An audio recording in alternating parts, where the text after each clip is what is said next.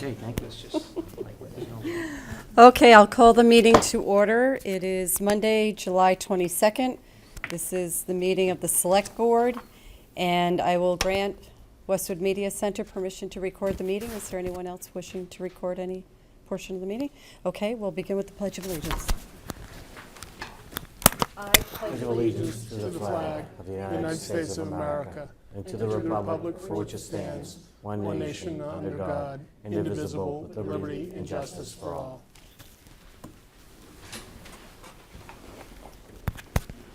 Okay. I have one item under Chairman's update. We have received an update from Joan Murray, the town's Human Resource Director, regarding actions that have been occurring in the Town Administrator Screening Committee search process.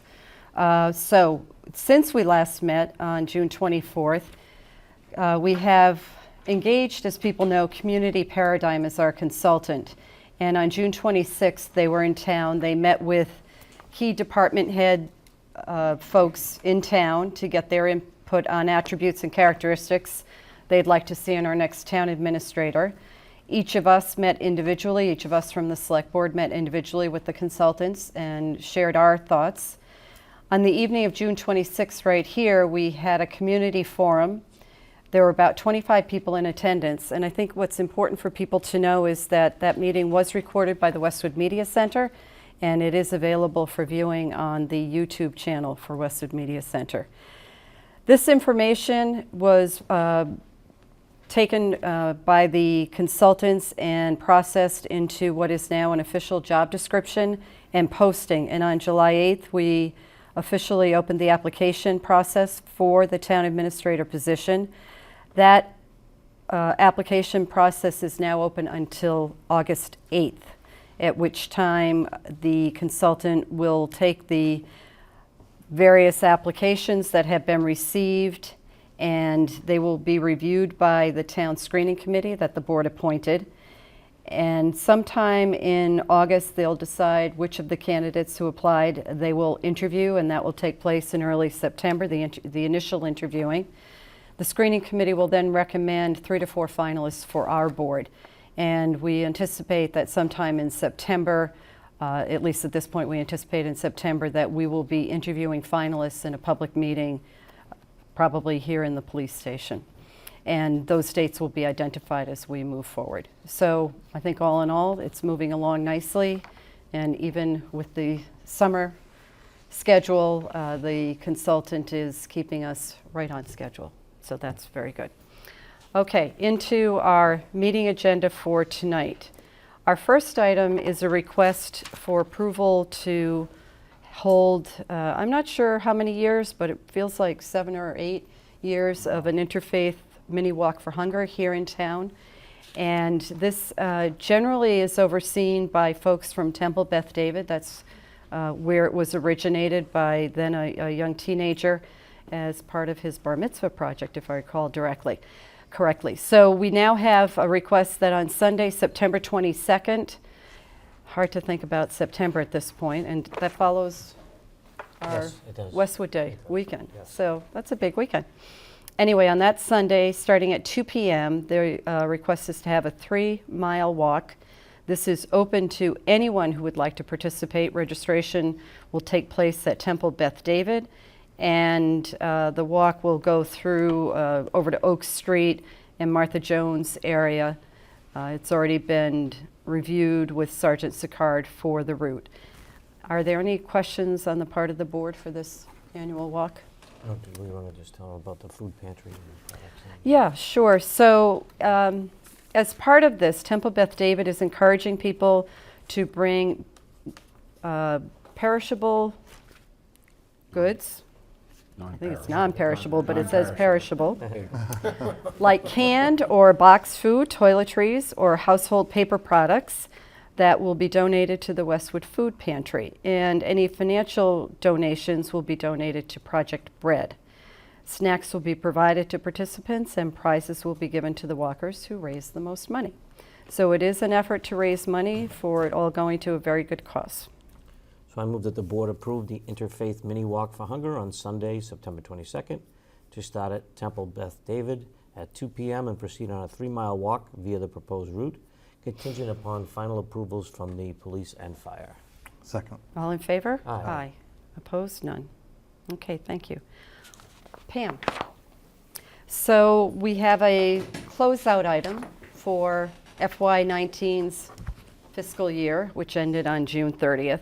And Pam Dukeman, our finance director, is here tonight to talk to us about 2 items that are requested that we approve to have funds transferred from the reserve account that the select board oversees to cover. Yes. Why don't you just Yes, provide a we're in little our highlight? final process of closing out fiscal 19, and we are requesting that the select board approve 2 transfers from your reserve account just to help us close out our books. One for $41,000 to the police salary account, and one for $41,000 to our waste collection budget, particularly the recycling line item. As the board knows, you monitor the budget throughout the year. You handle anything that comes up or any fluctuations, either through transfers from your reserve account, or we schedule budget supplements and transfers in those Articles 1 and 2 at the annual town meeting. Sometimes we have items that we're watching, but we're not sure that time frame for town meeting, either the amount or that we will need to transfer. Both of these fall into that category where we weren't ready in March to kind of identify an amount, but we do at the end of the year need to make that transfer so that we can close our books properly. Mm-hmm. Can police salary, we've been talking about, generally overtime related, or? So the police salary, the fluctuations usually occur, as they did this year, if there's officers out on long-term injury leave or any type of staffing transitions, which they had numerous ones this year. They have to supplement that with overtime. So I will point out that we have been increasing that overtime budget to allow for items and provide for things such as this, and we did make a significant increase in that in the FY20 budget. So I believe this will be the last year that you'll see a supplement to that. We won't hold you to that. Okay. Yeah. We know things happen, but Yes, things happen. you have been apprising us of this as we've gone along with Yes, the and year. again, we were watching it. We were, and really on the size budget that they have for salary, that is a very minor supplement. But we were able to, in the budget process, increase that overtime line item in FY20 to the level that the chief has been requesting for a couple of years. The recycling, I will point out, that is also something we talked about a lot during the budget process. That whole industry is in flux. There's been a lot of news stories about that, and I know Todd's been working hard to address that. So that is something we will have to continue to watch in FY20. Okay. Any questions? So I move that we approve the transfers to the accounts as listed from the reserve account to be used to close out fiscal year 2019. Second. All in favor? Aye. Aye. Opposed? None. Okay. Thank And are you. you going to stick around for later in the evening? Yes. Thank you. Okay. All right. Next up, Hale. Gentlemen. So we have Jack Sherry, board member from Hale, and Steve Sloan, consultant to Hale. And I understand it's called Hale now, not Hale Reservation, am I right? Correct. Okay, I'm going to keep working at that, because the headline on here says Hale Reservation. So, but we all do know it is that, and we are very fortunate to have Hale as a resource within this community. So it's a pleasure to welcome you here tonight.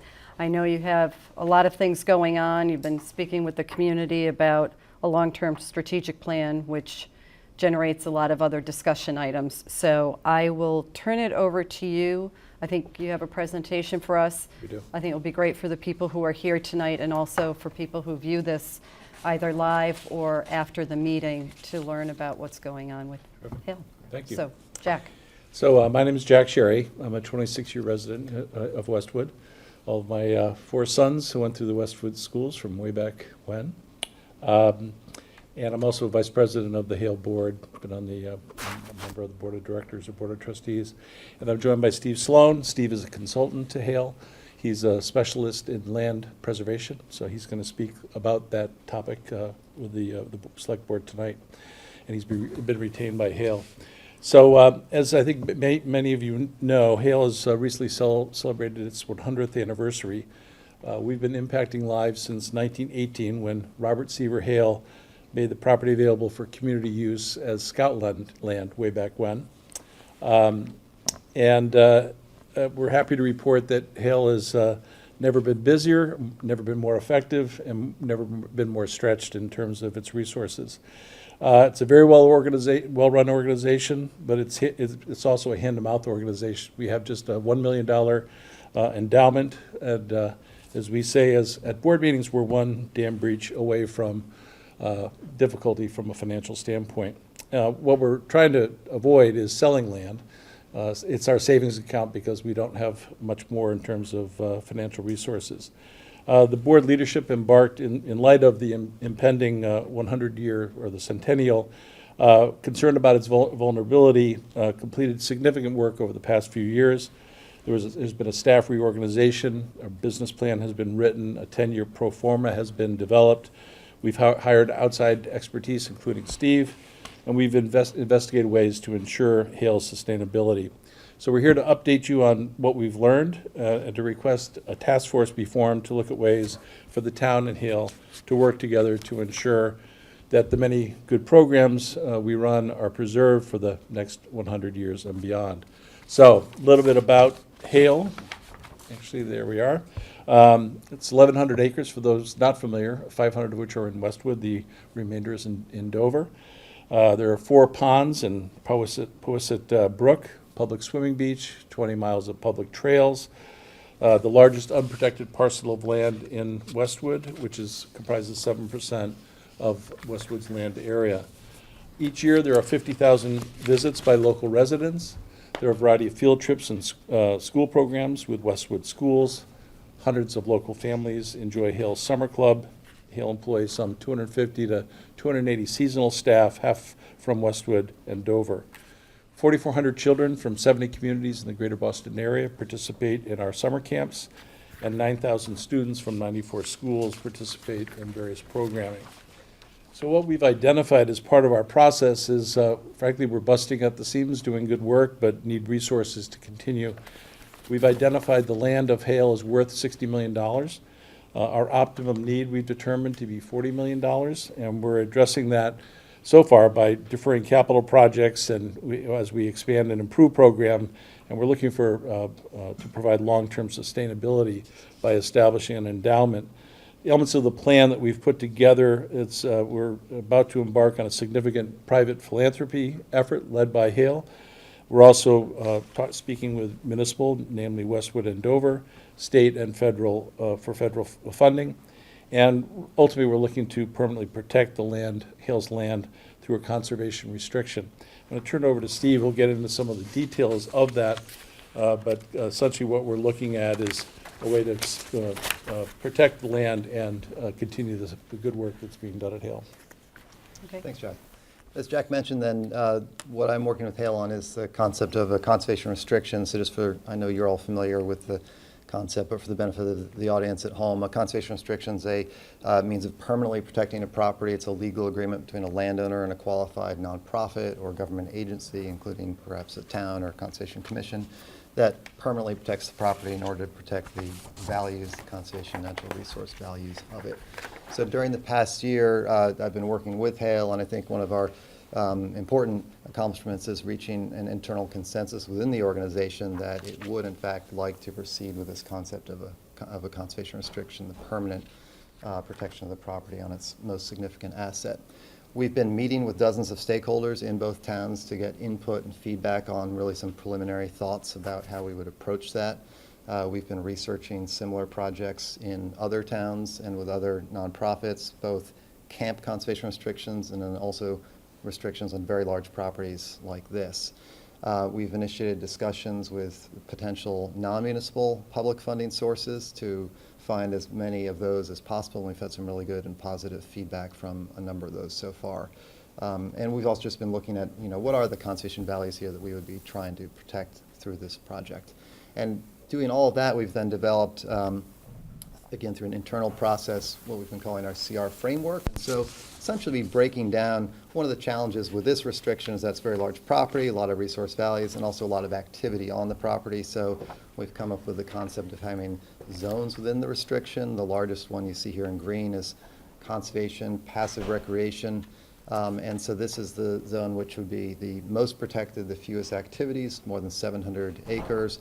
And then the purple is where there are currently camp activities. And so in that zone within the restriction, you're eliminating the things like residential commercial development, all those things we want to avoid, but you allow for programmatic uses. And so that's key for the future growth of the organization.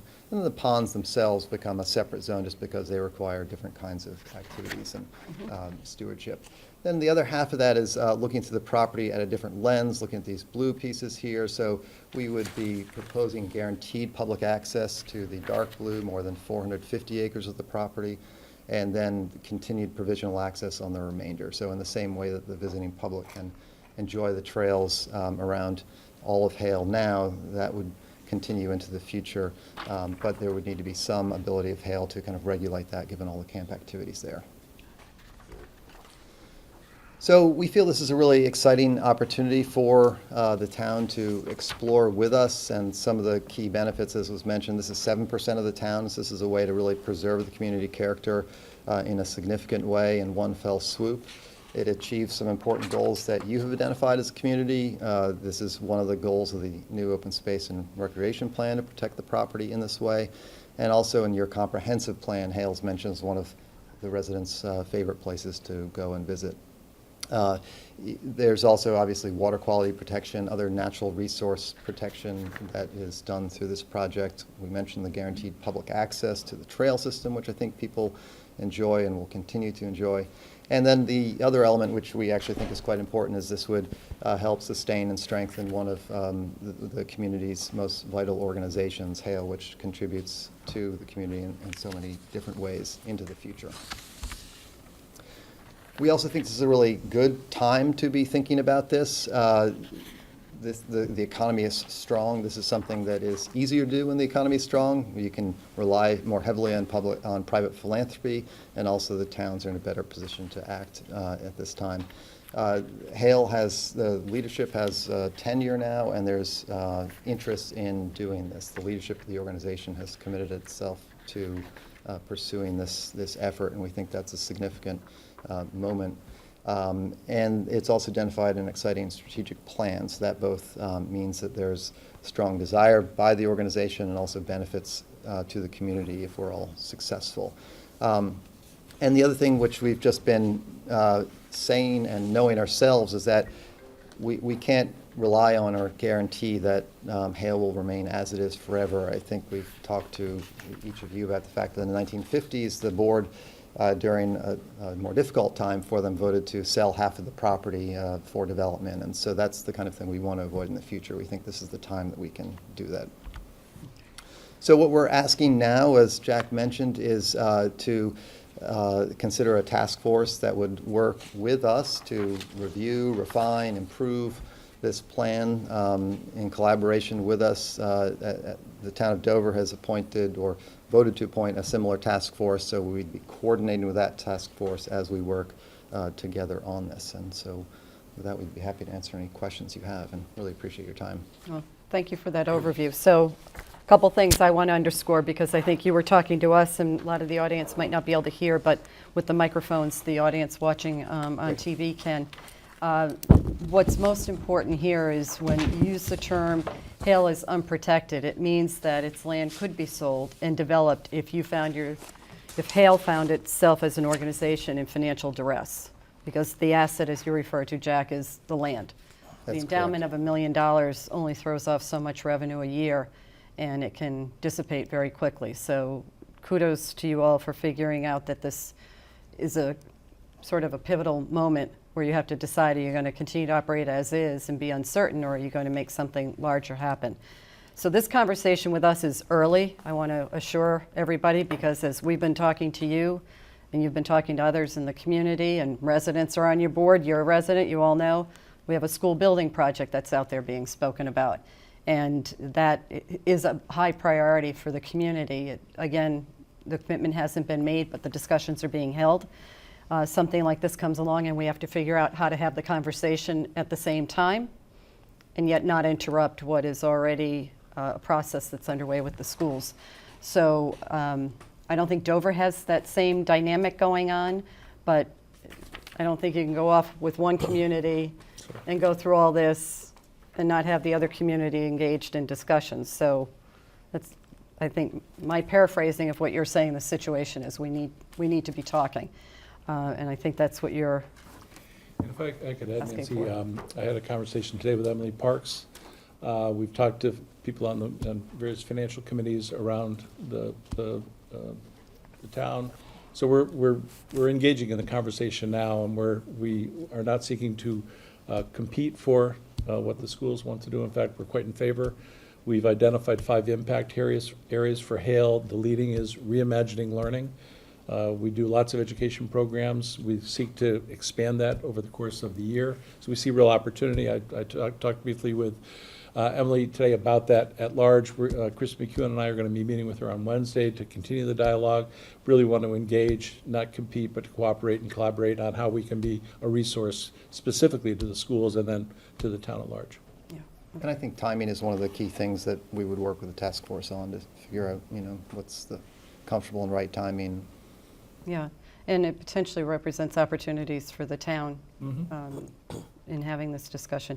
So comments, John? Yeah, I mean, what I would say is I think we'd be remiss in not appointing some sort of a committee to study this with you. The recommendation from the committee, maybe this is something we don't want to entertain or engage in, but you are a major landholder in the town. And when you're initiating these processes, it's important that we're partnered with you to at least understand where there's mutual gains. I think there are a host of opportunities for mutual gains. We've spoken, I'd like to see more active recreation. We don't have a composting facility. We don't have a recycling facility. There's a whole spectrum of things that we should at least talk about. Yep. There's always going to be competing interests for money, right? I mean, I'd like to know when there was a time when there wasn't one. So Only when we didn't have anything. well, we had no money. So That's right. So, I'd be curious if you don't have to explain it tonight. I'd be curious how Dover set theirs up. I do think maybe there's some synergy if there's similar positioned people in both towns that maybe can talk and come up with some ideas. And then obviously, Westwood's committee is loyal to Westwood and making a recommendation to us. But, I think we would be remiss if we didn't partner with you and talk to you.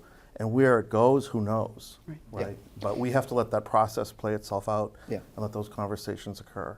Yeah, and to be clear, Dover has voted to establish the task force that has not yet been populated, but that's a work in progress. And I think you're right, though, that there may be areas of interest where there's synergy or Right. some element that would serve both towns. And so I think we have a lot of opportunities in that And there may regard, be too. competing interests, right? That's true, too. But Yep. We won't know that until has we to sit play down. itself out. Yes, that's right. Right.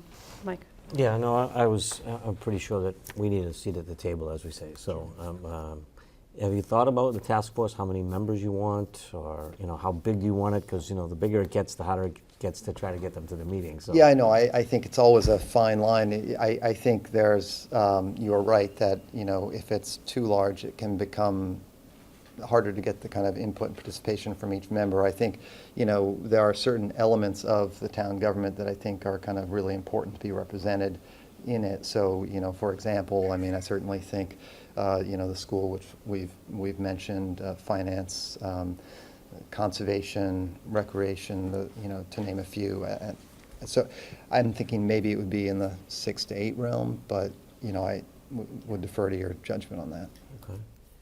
We want to make sure it's a representative group, people that have been involved perhaps in these sorts of issues before. And again, at least in the early stages, it's a discovery process to learn what's possible and where we might go with it and and we'll keep you abreast of what we're doing in Dover. Their issues are different. They're about land conservation. Here, we're quite clear it's about the schools. So each town has its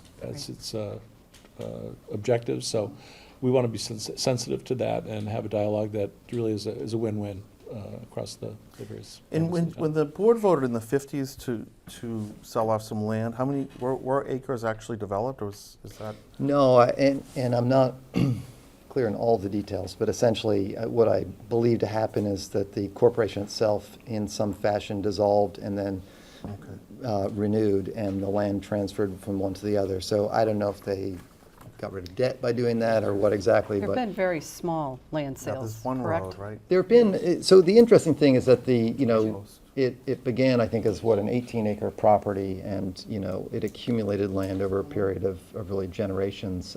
But there have also been something like 50 sales of land, swaps of land over the years. So It's a has gradual been- creep, though, I think is probably what, Yeah. as In you fact, sit and assess. We want to avoid just having to make that decision, because I was involved with another YMCA camp out in Western Mass, and we had a dam issue, and we had a wastewater treatment issue, and we had a bunch of those sorts of issues that no one likes to deal with, but there they are, and they're expensive, and you have to do something about them. So we're really anticipating we're going to have one of those at some point. That's just how it works. So we want to get ahead of it. And also, frankly, we think there's some pretty exciting things we can do programming-wise, and we think a lot of that revolves around education and recreation. So we'd like to explore what that might be. So it's all part of our thinking. Do you have like a time frame set up? So I know you're here in front of us tonight. How soon are you looking for the task force to be formed? Yeah, so, well, we're in the middle of July, which is not ideal for lots of meetings. We were thinking if we could identify the members and set up a schedule during the remainder of the summer, and then maybe hit the ground running in September when folks are back in town, make good use then of the fall, so that, sometime towards the end of the fall, we could kind of come back and see how far we've gotten, report back into you. I think that's what we were thinking. So between your discussions with Mike and what we receive in our meeting packet, we have a summary of this, let's call it a working group. So I want to say what this does, because it summarizes a lot of the conversation we've been having, and then I'll see if there's anybody in the public who would like to comment before we proceed. So from a purpose standpoint, 4 items are listed for the working group to review and present conservation restriction proposals. So as you spoke, how do we protect the status of this property so that it will remain undeveloped but yet meet the programmatic needs and the recreational expectations of the communities? So that would be the looking at what the conservation restriction can do. 2, recommend improvements and refinements intended to strengthen the proposal for the Westwood community, and vice versa over to Dover, I'm sure. 3, liaise with the Dover working group. And 4, present findings to this select board. So that's a high level, and I think as you integrate all those things, a lot of conversation happens in between. And I'll talk about the composition, because you had mentioned some potential participants, and I would add that in Westwood it would need to be the school department in some way, would need to be at the table. So we need to reflect a broad cross-section of the community. 2nd, to represent various facets of the government, including finance, conservation, recreation, and education. And 3rd, numerous areas of professional expertise, including legal, real estate, finance, and conservation. In 6 or 8 people. Okay, we'll see. Couple Some are going to have skills multiple tied hats. into one. And you Who can mentioned the multitask. timing. Yeah, well, that's great. And I don't know what ideas you have in terms of Hale board members who are Westwood residents, or how that Hale side of the working group would be, because you'd have to be part of the discussion to. I think we're envisioning a kind of a core, but perhaps smaller group representing Hale that would be meeting with each task force, and if the 2 from each town are together, then so that we would kind of participate in all of those, but probably avoid maybe a situation where there was a board member from Hale kind of on the municipal piece, just so there was a little bit of Okay. separation. I think this can be something that you can work with our town administrator on, and Right. have Mike talk to people and figure out what the best composition is and how we succeed in getting this kind of representation. But anyway, at this point, I'd like to open it up to, there are a lot of people here tonight, so if anybody would like to comment on this, any of the board members. If you do, there's a microphone. If you don't, that's fine too. Okay. Karen Metzold, hello. So, microphone. please. Otherwise, the Westwood Media Center can't pick it up. Good Good evening. I'm Karen Manor Metzold, 5 Long Meadow Drive, and president of Westwood Land Trust. I'm here because it's the 20th anniversary of Westwood Land Trust, and we just hosted a hike at Lowell Woods this evening, and the weather cooperated and just made it here on time. But it's interesting that we were just at Lowell Woods, which is not protected by Westwood Land Trust, owned by the town. But that property was the last time Westwood did purchase property for conservation or spent money for conservation. There was $1.6 million appropriated in 1998 at town meeting, and Lowell Woods was purchased and protected, is underneath the auspices of the town, and that helped kickstart the Westwood Land Trust. And since then, the Land Trust has protected over 200 acres of land, thanks to the generosity of many, many people in Westwood. The Hale property is the largest parcel of open space in Westwood, period. This is a tremendous opportunity. Myself and the Westwood Land Trust has been meeting with Eric Arnold and Steve Sloan and members of the board for about 2 years now. So this is a process that's been taking place. I know they've been speaking with members here of Westwood, but they have come to our meetings. We've dedicated 2 or 3 full meetings to meeting with Eric Arnold and Steve Sloan, going through potential conservation restrictions. So I just want to applaud them for the process so far.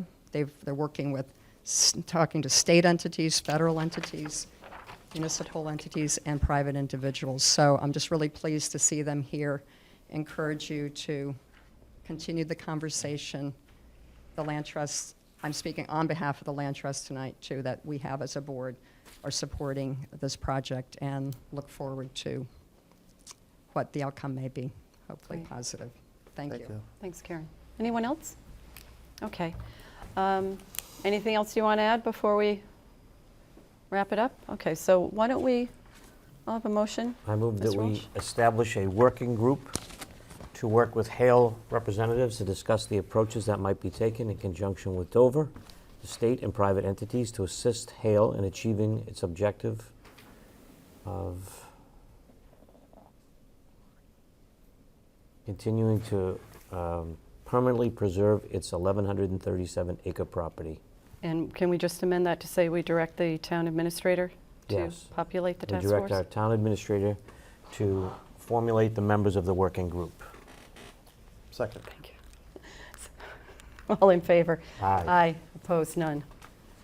Oh, easy it is. Thank you very much. Appreciate Thanks your for time. coming Yeah, in. thanks. We look forward to hearing more about this down the road. Yeah, we look forward Okay. to any and all input. Thank you. Great. Thank you. Have a nice night. Enjoy the rain. I see it's pouring out there now. Okay. Our next agenda item is Westwood Charter language. Specifically, this agenda item is following the action we took at the May annual town meeting, where the vote was taken to authorize the select board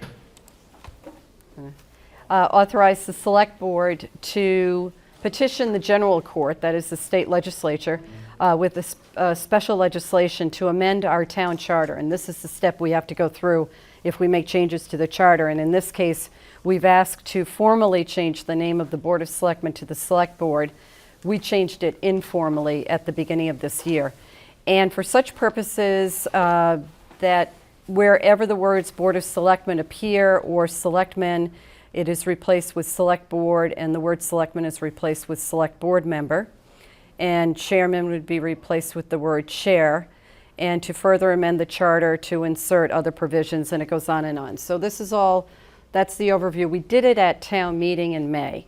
Now we've heard from the House Counsel at the State House for the House of Representatives that there are some requests that we modify the language we submitted. It doesn't change the substance at all of what we submitted, but there are 5 specific items. So the first one is requesting that we add language to repeal the special town meeting action in 2014, section 56. Is that section 56? Chapter 56. Chapter 56 of our charter? No, Statute. of the acts. Thank you, of the acts, which establish the town charter, and that we do this to avoid confusion, since the special act would reestablish the charter in its entirety. So we sort of undo one step and then redo it in another step, but that's clarifying for the lawyers, right? Correct. Yes. All the lawyers. Correct. Number 2, we add section 3-2-3, and I just want to let you know what that item is. Home rule petition. Yeah. So the insert would be as follows: except as expressly provided in this charter, the select board shall have all the powers and duties of a board of selectmen under the general laws and any special laws applicable to the town of Westwood. So that would be the second item. The third is a reformatting of section 6-2-1A. The fourth one is to strike the transitional provisions that were included in special town meeting of 2012, chapter 56, as it is no longer necessary, and it would help avoid confusion. And the fifth item is to keep reference that this act shall take effect upon its passage, ensure that there are no further action required, such as a ballot question. So these are all clarifying points and don't change the substance. And we've been asked as a board to approve the final language as proposed by House Counsel at the state level, and then following up with the appropriate submission of documentation attested to by the town clerk. Is there anything else, Mike, Pat? So it's really a There's 74 procedural matter? There's 74 changes to the charter, the three of which you mentioned: select board from Board of Selectmen, chair from chairman, and the change of Board of Selectmen. And then the other 5 that you just referenced, Madam Chairman. It's pretty direct and pretty simple. Okay. Any questions from the Said board? Chairman, that's why I'm laughing. Did I? You know, I'm an old dog, Selectman Walsh. By the end of the meeting, you'll have it right. Select board member. I will work diligently. You There's know so what? many name Everybody changes going gets hard. free It's hard to pass keep- for a long time, Yeah. but Pardon me. nonetheless. So, any questions, comments, anybody? No. No? Okay. Motion, please. So I move that we approve the finalized language for the town charter as proposed by House Counsel. After such with, the town must submit documentation of the meeting and vote, which would include the language that was approved and the date of the select board meeting, and should be signed and attested to by the town clerk with the raised seal. Second. All in favor? Aye. Opposed? None. Okay, thank you. We'll have it sent on, please. Work Great. on it tomorrow morning. All right, thank you. Westwood Media Center contract. Is it so? Please, come on over. So anybody who's been following our meetings for the past couple of months knows that we've been working with Westwood Media Center to receive a new contract. We've been extending the previous one, and I believe that is in effect until July 31st. So we have you in here now. So hopefully we can agree to a new contract, and that it would cover us for the next 5 years. And I'm actually, I'll give coin toss. Who wants to go first? Go ahead, Mark. Rob Gotti, 55 Rock Meadow Road, Select Board appointee to the Westwood Media Center Board. We came here before you last time and asked for an extension to this date so that we could just get across the finish line, a couple of the final last little things. And we used all of that time. Right up until about 4 That's o'clock why you this need a afternoon. deadline. That's right. We're in a place where I think both parties are happy, and it's, we can get this to a place of being approved and signed and move on to the next agenda items, which are the Comcast renegotiation and ultimately sort of battling some of the FCC rulings. So. And we have Melinda with us, who is the executive director. Any comments, concerns at this point, Melinda? No, the final I think contract. we're good to go We're on good to signing. go, yeah. Okay. I Can you just highlight- summarized the major points in the Yes, please. contract. So one of the major points is 5-year contract, which we hope will be productive for us, especially with the renewal of Comcast coming up. It clarified the meetings that would be covered and the extent to which the resources are available, and at which time, it identified at which time, you know, more than two overlapping meetings. There needs to be a discussion as to whether or not we're going to establish some priority over which meeting would get covered, or where the resources will come for the meeting. And so I think we're pretty clear on that. There was some talk and some language in it that said that, you know, there's some pending FCC issues that are coming up. Some have been moved toward resolution, others have not. And so the contract, the language here talks about a format or a framework within which we'd have those conversations.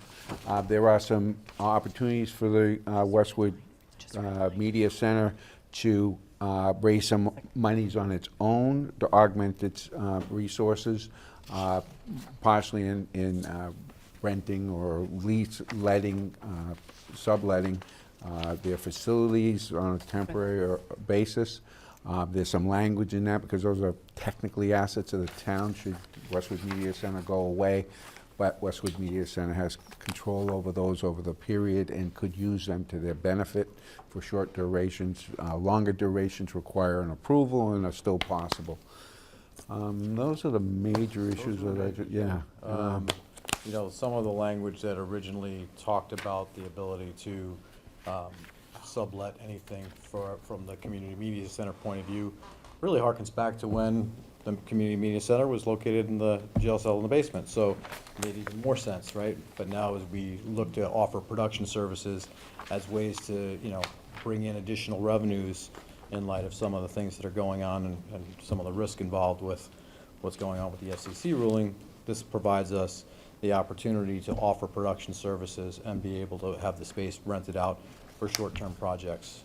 So I think that gives us the flexibility that we need to continue to find alternative funding sources, revenue sources, without actually violating the charter. Yeah, and I think that for the town's position, I think it also applies to Westwood Media Center.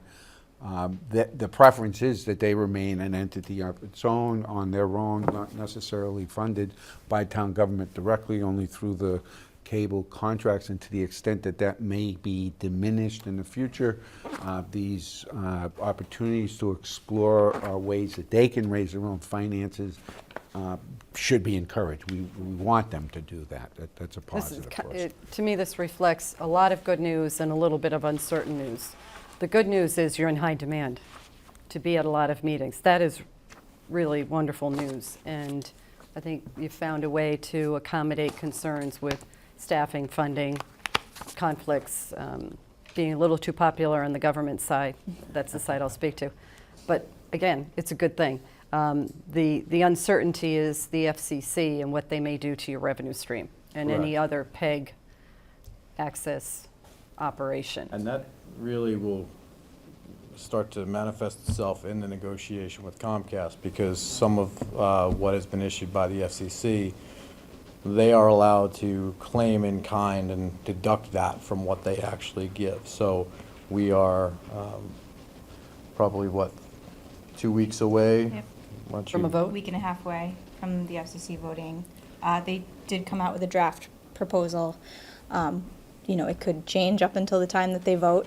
But, you know, we see one of the bigger threats is the unknown charges that they would impose for maintenance of their lines, basically.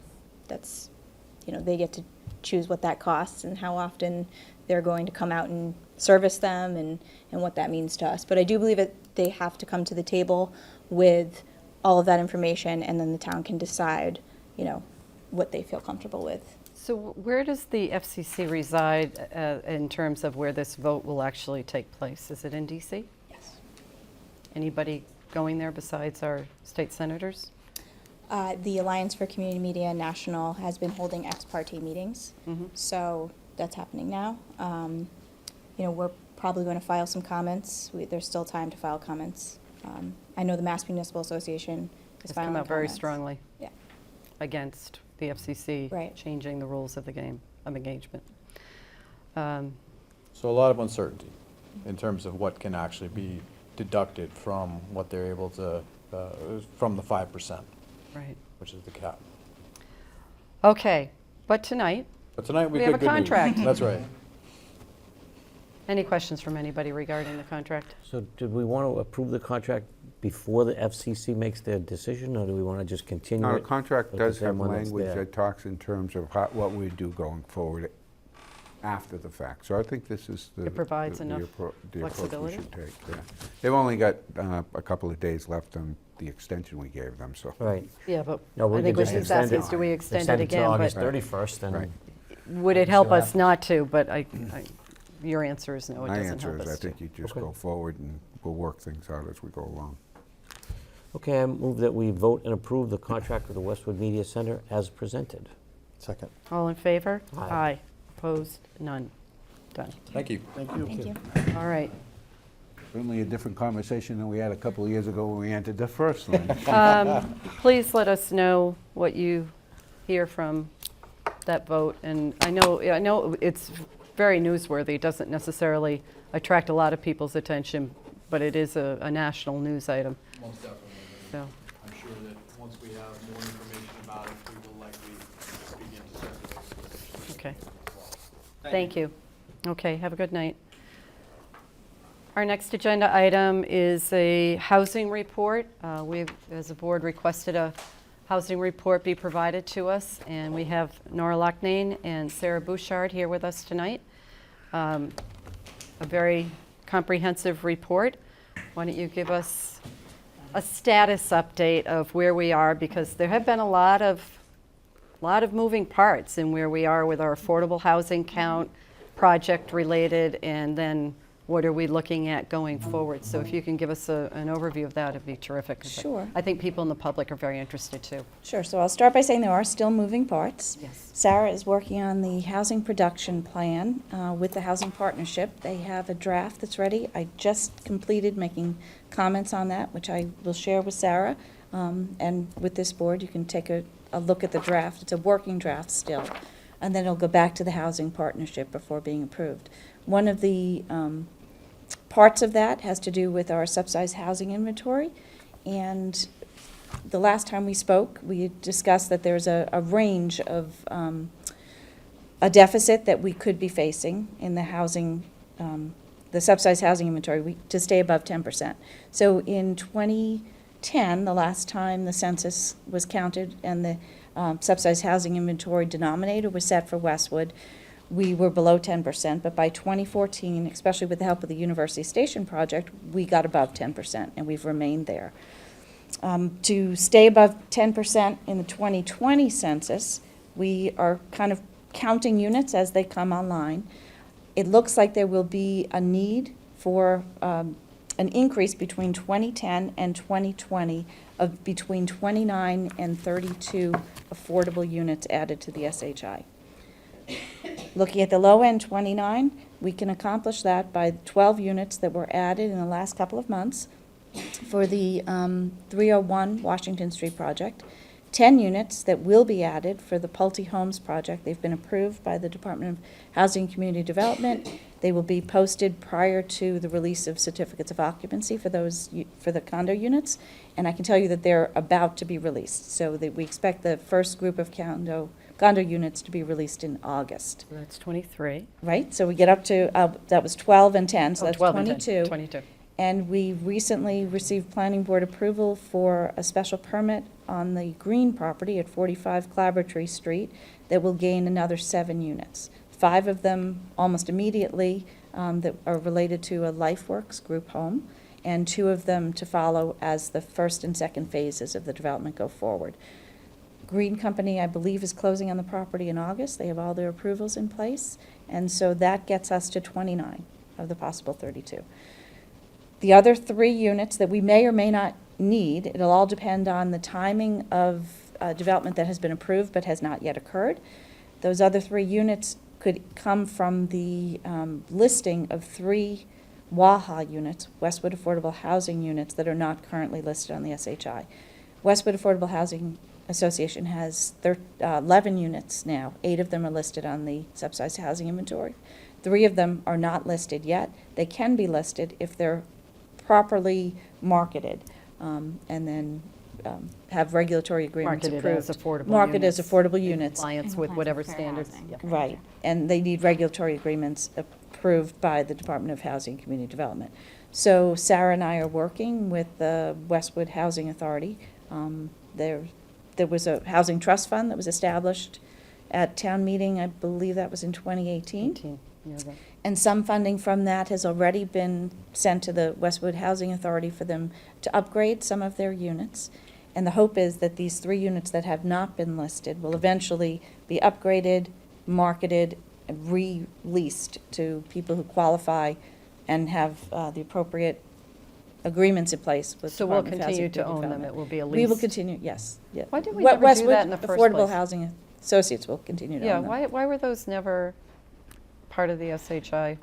So I been a while? can't speak to that. I think that they were Oh. quickly leased, knowing Real people quickly that needed Yeah, so- housing. But they And just they weren't didn't go done in through a the process. procedural way? to- Done in the marketing format that needs to be done to Interesting. qualify. In order to qualify for But listing. we can do There's a that fair now. amount of time involved in doing that, so Yeah. if the situations were urgent, where the organization felt the need to house families immediately, Yeah. they may not have had the I time to think do that. in each instance, there was a family in need at the time that they became available, and it was Okay. just a quick Okay, movement. so we're So using. it's a little bit of a process that's involved in getting to the point where we can get those 3 units listed. But I don't think we have that immediate time crunch for 2 reasons. One, that I just listed 29 units that we will have available before 2020.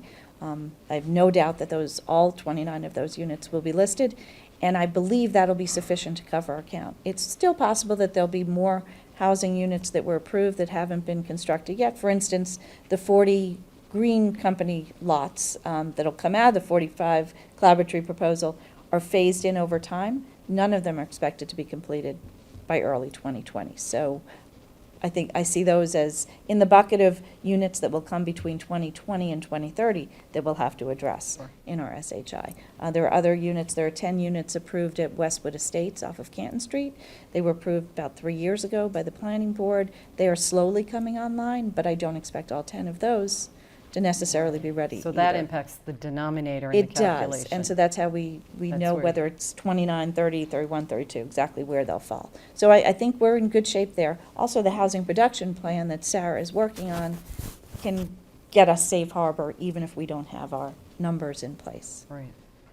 Do you want to speak a little bit to the increase over the past few years and how that is addressed by Chapter 40B? The safe harbor that allows.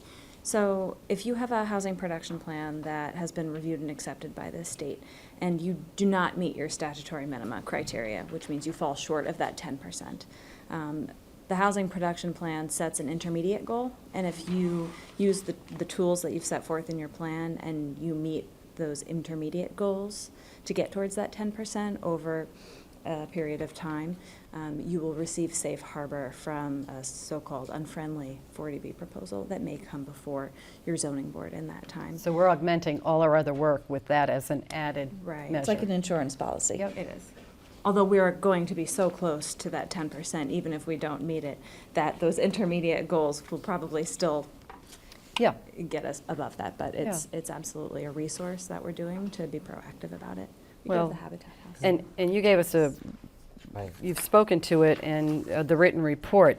There's a lot of positive activity that's been taking place, and to have that laid out is it's just very good to spell it out. If it's an insurance policy, even better.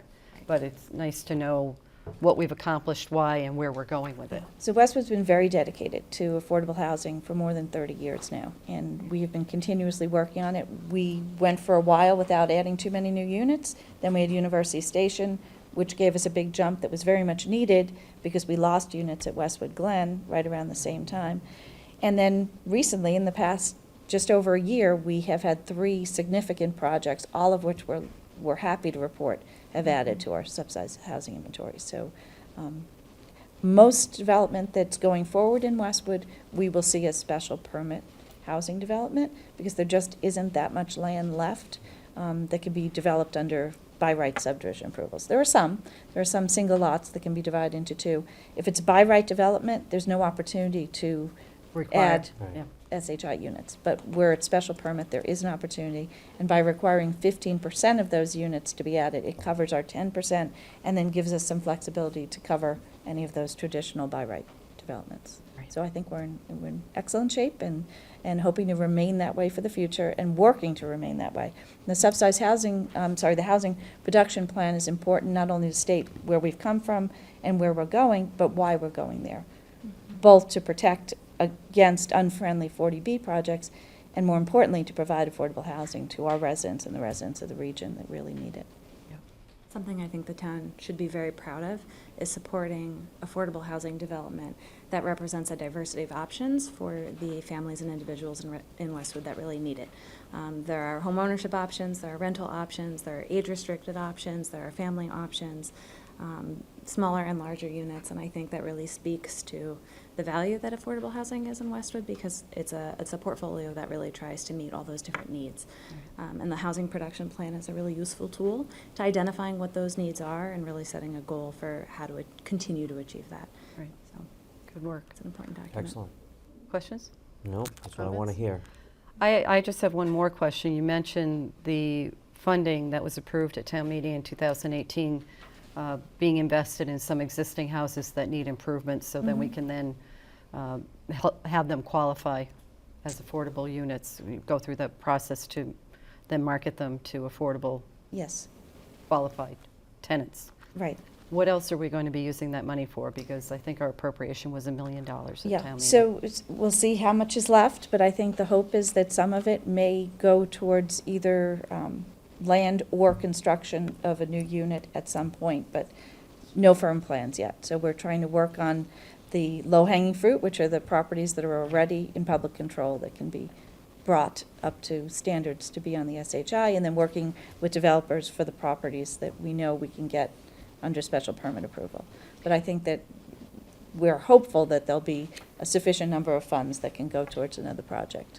And for the record, I'm going to speak for somebody who's in the room, but I don't think there was unanimity around us being non-compliant at the 10% level in 2010. I think many of us thought we were. Fair enough? A debatable point, but more importantly, we want to know that we're going to end up in good position. I believe we are in Next good year when position that- now, and we will be next year as well. That's a lot of hard work, so thank you to Thank you.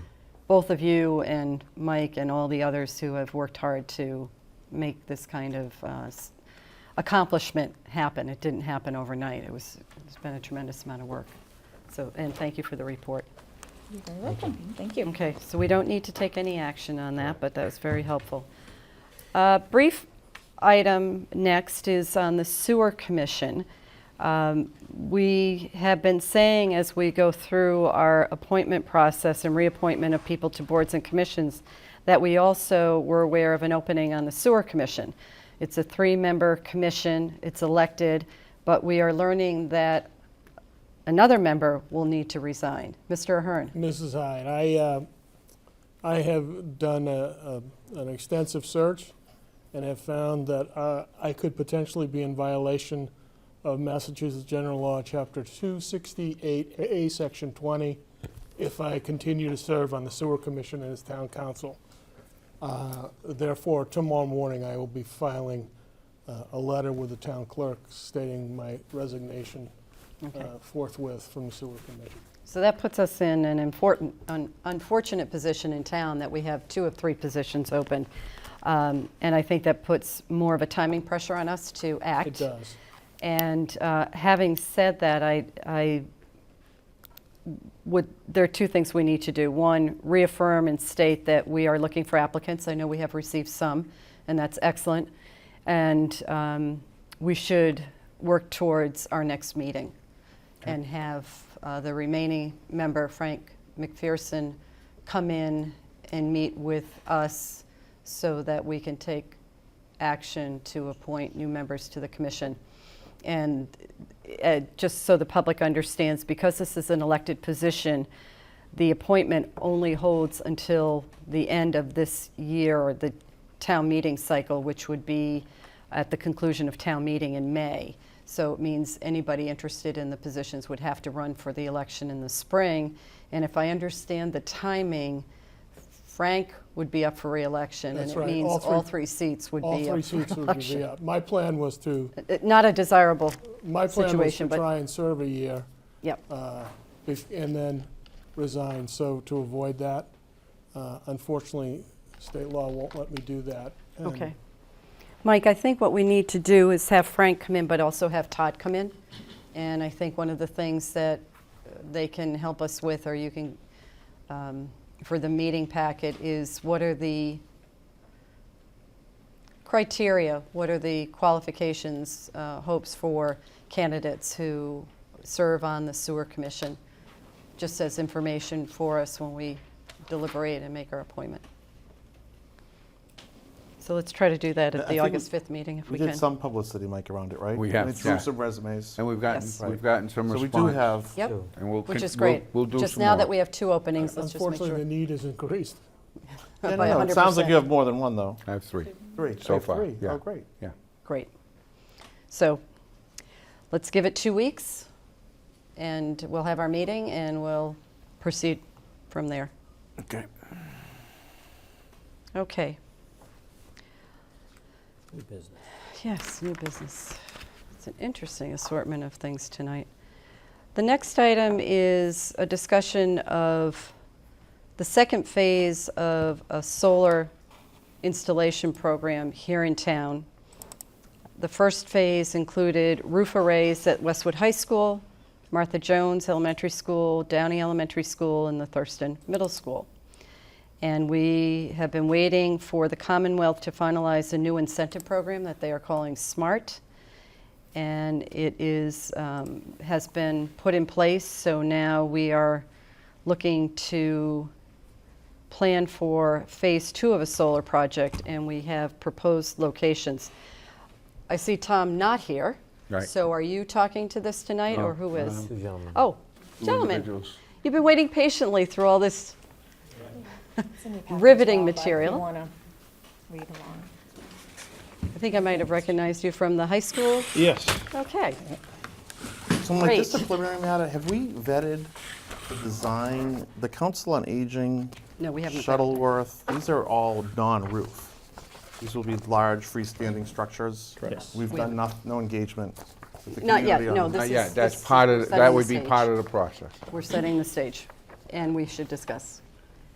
So before I turn it over to you, let's see, I'll just expand on what John was just mentioning. There are proposed sites that are being considered at this point, subarrays for the Thurston Middle School, carport solar at Council of Aging site, small roof array at the new police station, this building, and a ground mount array at what we call the Shuttleworth property, or Shuttleworth Field, which is behind the Hanlon School. So you have a presentation for us. Why don't I let you folks do that? Identify yourselves for the record, and we'll listen to your presentation. So my name is Ryan Aslin. I'm a product development manager for Ameresco. Okay? My name's Mike Backus. I'm a almost 35-year resident of the town, and I'm one of the founding principals of Ameresco. Thank you for joining us tonight. So go ahead. I'm gonna let him do it. He's the brains. I just Okay. came here for the show. But I will say, You're the local guy. Yeah, that's all. Taxpayer. I will say, I think, you can correct me if I'm wrong, our first phase was about, we invested about $2 million in the facilities for the town with our own capital. And on this project, we would be investing closer to another $10 million in our own capital. We aren't looking for the town to contribute any funds for the project. Okay. Fire away. Thank you. So as Mike said, we implemented phase 1 in 2016, 2017. And that included 4 separate rooftop arrays at Westwood High School, Thurston Middle School, Downey Elementary, and Martha Jones Elementary School, which totaled around 615 kilowatts. A capital investment of close to $2 million, and it generated 750,000 kilowatt hours on that estimate. Before construction even completed, we had started working with the town and Tom Philbin, the town energy manager, to look at potential sites for phase 2 and seeing where we can expand solar, increase the renewable footprint of the town of Westwood, and also provide energy savings and monetary value. So we've been working on these designs for about 2 years as we wait for the SMART program to come out, and we've since revised it with the SMART programs issuing. So that's what we're here to present on today. A lot of the phase two is identified during the process for phase one, but because of the timing with the state's program, there was no way we were gonna hit the time requirements. So they're providing financial incentives? To the state subsidize the program? cost, Yeah, right. So okay. now this program is in place and it's filling up quick, and that's why we wanna roll out phase two. Okay. Yes, so the way this SMART program works and the way we are proposing for the town is through alternative on-bill credits, similar to the net metering that we're currently doing with the town, where we would enter into a PPA with Westwood. PPA. Power purchase agreement, yes. yeah. No Essentially- acronyms unless Yeah, you no, tell us no, what they no. mean. So we would enter into this power purchase agreement with the town.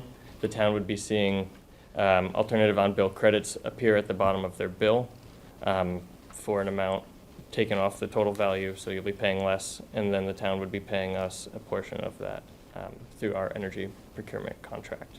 The net is that the town will be paying less than what it currently pays to the utility. Right. Okay. And the renewable credits. The issue with the SMART program is timing, and you're only allotted your specific incentive value upon the executed interconnection service agreement, among other things. So what we're proposing here today is the very worst case scenario of what we see happening with these 4 sites that we're here to present on. Each one we're showing savings of 1 cent on the energy bill, and I'll go through that in detail later. But there is significant opportunity for multipliers as high as 4% or 4 times what we're showing here. Okay. Until you actually go through the process, nothing is solidified with the program. So we have to go through the process, and then we can lock in ultimately the savings. Right. And the total of what we're showing is just over 3 megawatts, 3,000 kilowatts for the town over the 4 sites. Go to the next slide. Sure. And so this is the first one, as has been mentioned. The Thurston Middle School has 2 roofs that we originally designed for the preliminary phase, though they didn't prove structurally feasible. They've since been upgraded, and we'd like to follow through with, right now we're estimating 85 kilowatts. I believe it'll be between 85 and 100. And that is, as shown on the board right now, currently how it's designed with the red circles. And for each one of these projects, we would be giving the town energy savings as well as a payment in lieu of taxes. Site 2. Those are over existing rooftop, Yes. At Yes. Thurston, yeah. so they're not visible otherwise. No. Yeah. We were trying to do it previously, but as Ryan said, I think there was some roof challenges that had to be That's where we did addressed. the capital improvement for the roofs, right? A couple of years ago? Yes. Thurston. Okay. The next proposition is for the Council of Aging, right next door to Thurston. As shown on the board, we're estimating around 300 kilowatts in way of carport, which is a canopy structure which can protect from ice, rain, precipitation, And how high in the year is that? between 14 and 18 feet, depending. We can show you some pictures, or you can visit some of our local sites Right. to see what it looks like. I mean, The 14 and 18 high, and what's the length and width? It varies. So Well, you have 4 here. yes, and those are all different sizes. So the furthest one from the one on the left, C1, that is around 50 kW. And so we put that in more as the indication of footprint to wattage. so the Harness that size will energy, change okay. depending on the amount. No, I get that, but Okay. roughly, what's the length and width? Of what we show here? Do you have a ballpark on, Each module's 6 feet wide, 3 feet deep, and then they're at a slight incline. So maybe it'll be 12 feet wide, and then along 30 feet, 20 to 40 feet. they essentially act as carports. We have them throughout a number of facilities, like, we did a project for Arizona State University. We invested almost $250 million in this type of work, and what they use it for is inclement weather, the sun, the snow, keeps it off. And the president actually rents space to put banners up from coming down and makes it a revenue generator. But a lot of the towns in Massachusetts have done it, and we can show you guys a bit too. Canton has one. Yeah. Over by Dunkin' Donuts and Baskin Robbins in the back. There's a CPA firm that owns that entire thing. They have all the carports. Yep. Eversource at the top of the hill has. Yeah, that's right. They actually Yeah. just did them recently, yeah. This I'd is be a happy to- residential road in the middle of the Right. town. Yeah. It's a little bit different. Yep. I'd be happy to put together a presentation outlining all of our qualifications and addresses for Massachusetts. I'm sure you're qualified. I'm just very concerned that we're going to put something Oh, yeah. 18 feet high, 12 feet wide, and up to 40 feet long along a scenic road in a residential neighborhood. I mean, Well, why don't we hear the rest of them? I agree. Understandable. And so I'll follow up after this meeting with a presentation with some addresses that Yeah, if you're we'll interested, you come can up with a visit. list of things we need. Mhm. Okay. So this third one, Shuttleworth? Yes, the third one is Shuttleworth facility. And we had been talking with Tom in the town on this one since the beginning as a potential opportunity for a large project. We believe this could be integrated nicely with the construction of the new school as a living learning laboratory, similar to what we did with the For the record, kiosk. we do not know if there's a new school yet or where it would be. Yes. what So- new school do you speak of?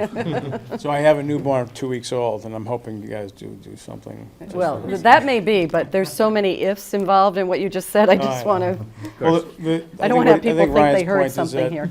This unto itself is a great project, and he'll explain. okay. But if something does transpire where you want to go to a green school or use it for another green project, it's great application. Mhm. Okay. And so no geotech has been done, geotechnical analysis of the soil back there. We assume it's ledgy. But we've put That's a together safe some. assumption. Yes.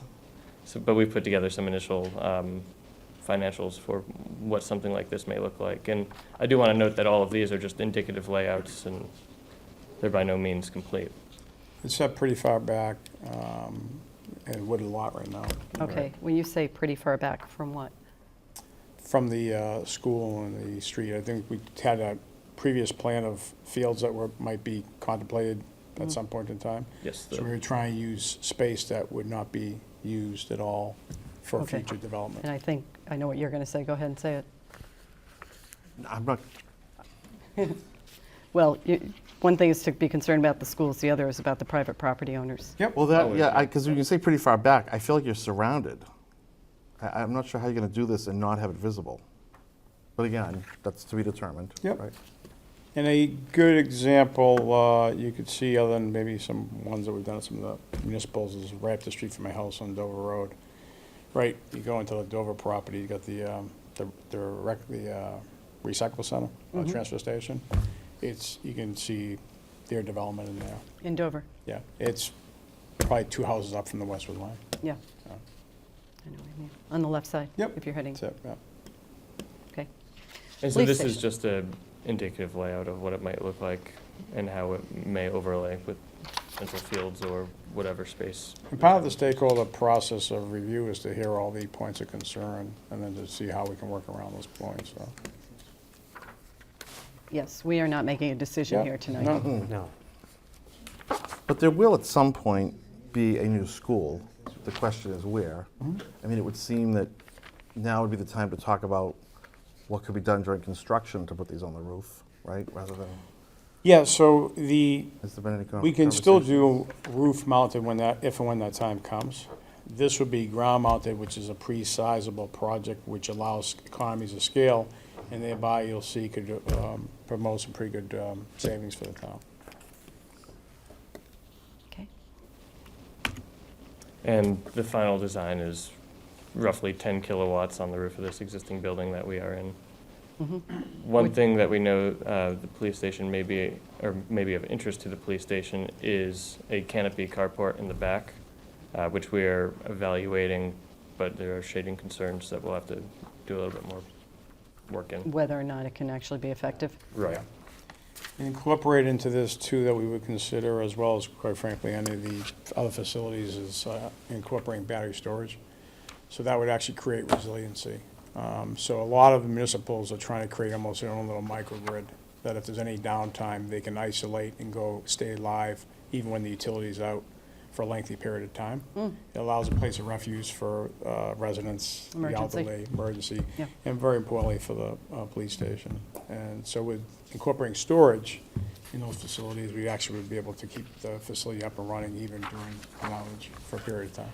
Yeah, and then when we designed this police building, it was designed For with the second hope floor. that Yeah. the solar panels could be installed on it. And that was part of the consideration. We just didn't fund it at the time. Yep.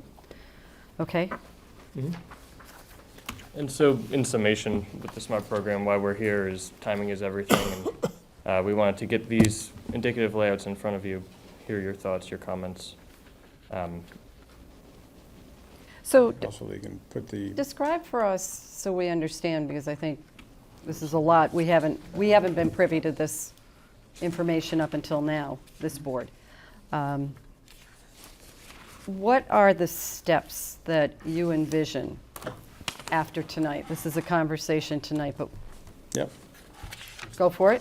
Tell us the next steps. So, and one thing that Ryan didn't cover on, we estimate on the conservative side, somewhere around $60,000 a year in benefit to the town. The likelihood is that it could very well be 4 times that, Yeah. but we have to go through the process to confirm with the At state. the concept that you've presented That's here right. tonight. Yep. Yes. Yep. This is on and above what's already in place now for the existing facility. So as far as next steps, it was really just to get your approval to really go down and evaluate this further by doing a 30% design. And then we would go before, again, the town as well as the utility to seek approvals and permits to move forward. And then if everyone agrees to move forward, we would go through an interconnection application with the utility, which is part of the process to determine whether what exactly incentives will be applicable for the project. So where does the public, abutters, get brought into the process normally? I would suggest that it's going to be somewhere between item 2 and 3. We would want to try to, maybe after tonight is engage some of the stakeholders to hear what any concerns there might be, and then do some preliminary design, high level, just to kind of be able to come back to the stakeholders and say, well, look, here's how we can address it. And if it still makes sense, so we can keep going into the design. Because it's not new to you that people have concerns Oh, yeah, with absolutely. the aesthetic nature of these. Yep. I mean, you've already heard it from certain areas of town where you've considered other possible school options. I know you have. And I think we could speak to a few of the concerns we collectively have would be impact on residents, Yeah. COA building, Shuttleworth property. I don't know the design, so I know seniors park in that parking lot. Are they going to be comfortable in a constrained area? I mean, most seniors, no. I'm almost a senior. Let's see, how do I say this? I don't know, go ahead, I'm waiting. Some people driving do not like to drive into narrow parking spaces. Let me make that as a blanket statement. It can be challenging. So are we potentially creating a more challenging situation for people who go to our COA building? I that- think the best way to I mean, we need to that is to address it. show you Yeah, actual so project. it's the unknown that Yeah, can get us absolutely. asking a lot of questions. This building's probably less of an issue in terms of concept to do it.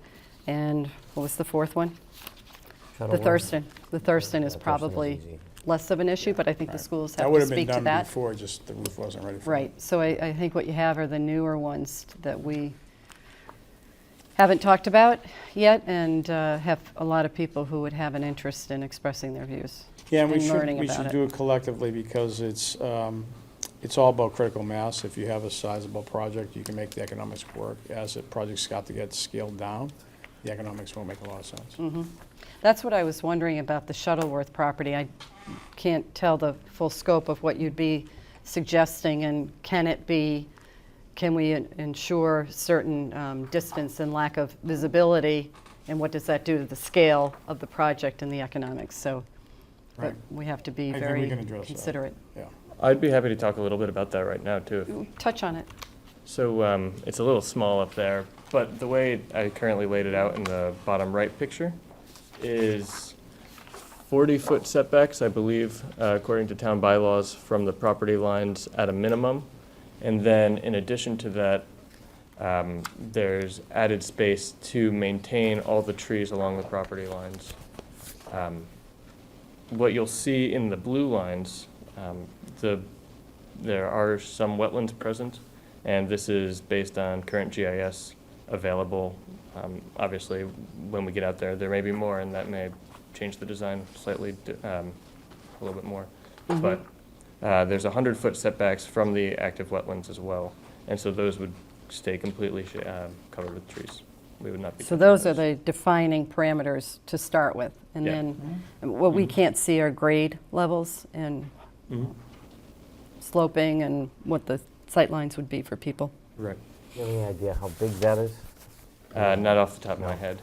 I can say that Football fields, half a football field. Oh, you mean the acreage? Yeah, Full for the How many, farm. what do you got for megawatts? 3. 3, it's less than an acre. Okay. Or an acre, no, I'm sorry, was it 5 acres a megawatt? Yeah, it would be 10, maybe. Yeah. Well, it's typically about 5 acres a megawatt. I could easily do the calculation with my computer. So 15, I think you get about Your brain. 35 acres up there. Yeah, I mean, Yeah, we know we're- we've got to there's have a more lot up there. information. This is, Of course. I think we need to have the conversation. Well, to me, it's a question of benefit versus detriment. And, if you're asking me, and I'm one of 3, but I wouldn't spend any money designing these things at the Council on Aging. I just don't see that ever getting off the ground. But again, I'm one of 3. And you think it because of aesthetics? The aesthetics. It's funny because a lot of people actually like them. They do. I'd like to I- meet them. You're in the business, so you talk to a lot of people who like them. I'm a yeah. resident first before I'm an Ameresco. They look very industrial to me. So you're talking about an area that is used for children, youth sports, and I just think it destroys it. I was more worried about baseballs coming over with Gaudi's kids hitting them over there on the right side. It's something to worry about. The Shuttleworth property, a lot of it is ledge-filled property. I'm happy to look at images of it, but again, visualization can be a detriment, right? And can be clutter in the environment. So I'm a little skeptical, but happy to look at them. I don't see you getting these at the Council on Aging. But again, one of 3. Well, I think Have you seen them, John? I've seen them, Michael. I think you should take that as advice and decide whether or not you want to go forward, because I have apprehension as well, but I'm interested in knowing more. If you want to proceed at your own risk to look into it, look into it. It doesn't mean that there's going to be support around it. Yep. I think the Shuttleworth property, we can probably show you visually, you're not going to have.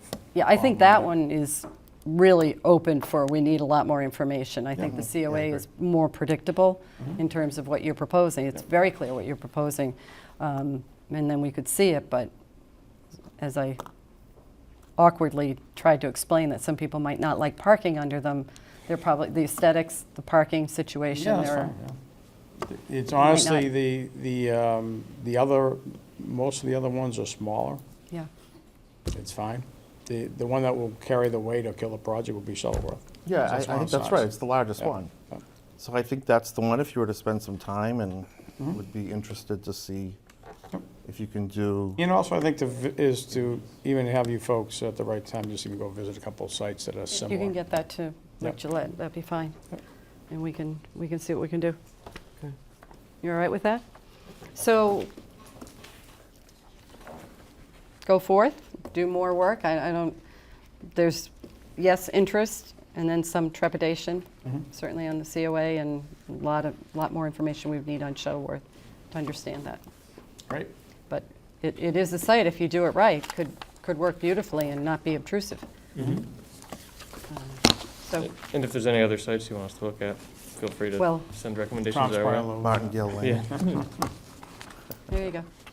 Anything else you want to add, Mike? No, the board's meeting next, 2 on weeks. August 5th. If you have something you want to show them. to- Yeah, we can turn around pretty quick. To Or bring Yeah, we can even keep the sites, if you want conversation to go going. visit it, Mike, to be able to see a couple of sites, see what it looks like. Next, I don't know if you want any thoughts from the superintendent? Tonight, or, I know, just on this. In general, yeah, be helpful. well, haven't there been conversations? Yeah, just a little bit, yeah. Okay, Let's do go you want to comment tonight? I'd be happy to. I could if you want me to, just briefly. Okay, Sure. over to the mic, though. Great, thank you. All right, thanks for being here.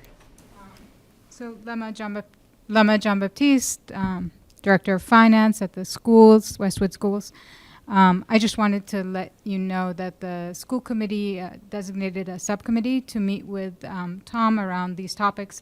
They were very supportive of the Thurston Middle School project and feel that it's the right timing to proceed now that we've done the work on the roof. And they also are very supportive of solar projects in general. The one concern about the Shuttleworth field was any design restrictions or placement restrictions it might impose on the schools and the town decisions for placement of a new building. So Right. that's pretty straightforward. Thank you. But what we've seen tonight, does that take into consideration those concerns, or are you not sure? It does, but I think there remains some, it will be important to have flexibility. Okay, so you If need the to remain town part of did- the, active part of the I think conversation. so, yes, I think it'll be important. Thank you. Yeah, okay, great, thank you. And So, and you already knew that.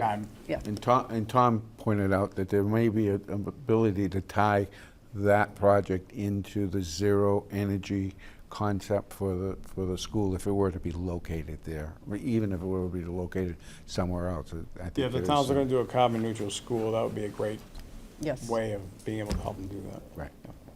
It would count toward the energy that. That's right. Okay. Yes. Ken Aries, please. So, Ken Aries, Director of Operations for the School Department. First, I want to, Ameresco did a great job, and they were great to work with installing the other units on the schools. But I just want you to be aware, which we weren't before, we are now under OSHA guidelines. So as you go forward and working on the roofs and designing it, there may be implications that you might have to look at that you did not have to look at before. So I just need you to Structural keep- issues with the roofs?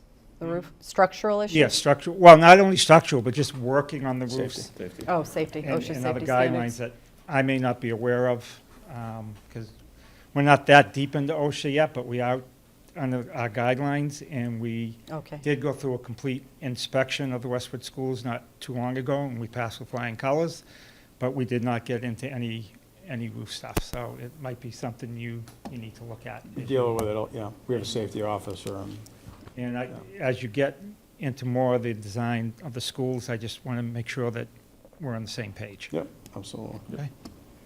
Mike. I have one more, because Ken has reminded me. The building inspector or commissioner would like you to come and talk to him about closing out phase one.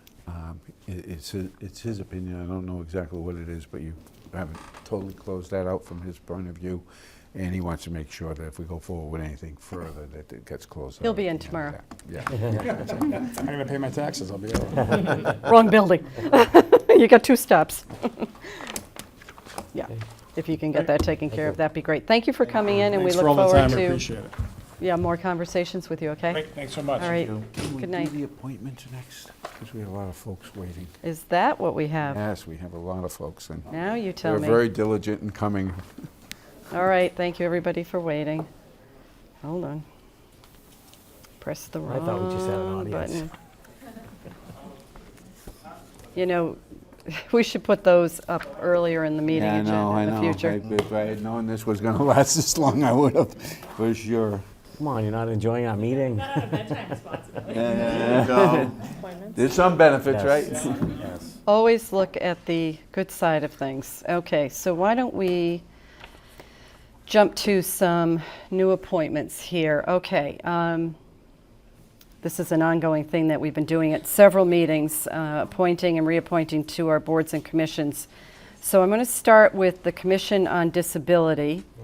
And on that, Connie, that's why you've been here all night. Oh, Ann, okay. It's in there. It's a twofer. We got you for two things tonight. All right. Congratulations, Connie. Very happy to. So we have our esteemed long-term members of the Commission on Disability who are bringing forward 3 candidates to us tonight, and they've talked to you, Mike, about these. Rania Kelly? Rania Kelly. Hi, Rania. Melissa Levin and Hillary Ryan are others here that are... Hi. Hi, Hillary. And Melissa's not here? Melissa's here. Hi, Melissa. Sorry, you've been very patient. Wow, I really wish we had known this earlier. I feel bad that you've been sitting here all night. You now know where the new school is, right? That was decided. No? That's not Watch the rest of the I thought I video. heard that get Watch the whole video, okay? Yeah, we have to be careful on that. Yeah. Nope, we aren't doing that one tonight. Okay, so, Anne, you want to just come up quickly and just summarize your recommendation, because these lovely women have gone to the trouble of being here tonight. Yes, we do have resumes and everything, but you've met with them, so. Yes, definitely, so. So name for the record, please. Yes. Ann Barry Goodfellow, co-chair of the Commission on Disability. My co-chair, Yetta Meglin, is on vacation, and she's represented by Connie Rizzoli, who's co-chair in waiting. Was that Connie? She's been ducking. Connie's been ducking. We got her tonight. Yeah. So the commission works with Mike and to advise the selectmen, select board. Oops, I have a select board right here. It's okay, we're all Written getting down. used to it. Of the concerns and needs of community members and families of individuals with disabilities. Some of you are familiar with the many members of the commission who served with great distinction over a number of years. Ben Beal from St. John's, Dick Stokes, Shirley Haywood, who traveled around getting the campgrounds in New Hampshire accessible and working with us to improve our access in our town. Many, many other people, Jane Forsberg, who was really a pioneer in every way in community inclusion of individuals with disabilities. So I'm here to introduce three very accomplished individuals who have stepped forward in response to our request for new members. Together, they bring to the community and the town and the commission a commitment to individuals with disability and their inclusion and full participation in all our aspects of life. They provide an impressive range of skills and knowledge that will increase our ability to respond to the needs of town residents with disabilities and to welcome them into full participation in the community, and to develop effective partnerships with businesses and agencies to help our town do that. Rania Kelly has experience and knowledge in architecture, graphic design, and technology. Melissa Levin has experience and knowledge in the transition, creating the bridge for our post-secondary students as they move on to adult agencies and adult services, post-secondary opportunities in college, whether through inclusive enrollment or as full members of the college community, and on into work placements and other opportunities to be contributing members of our community.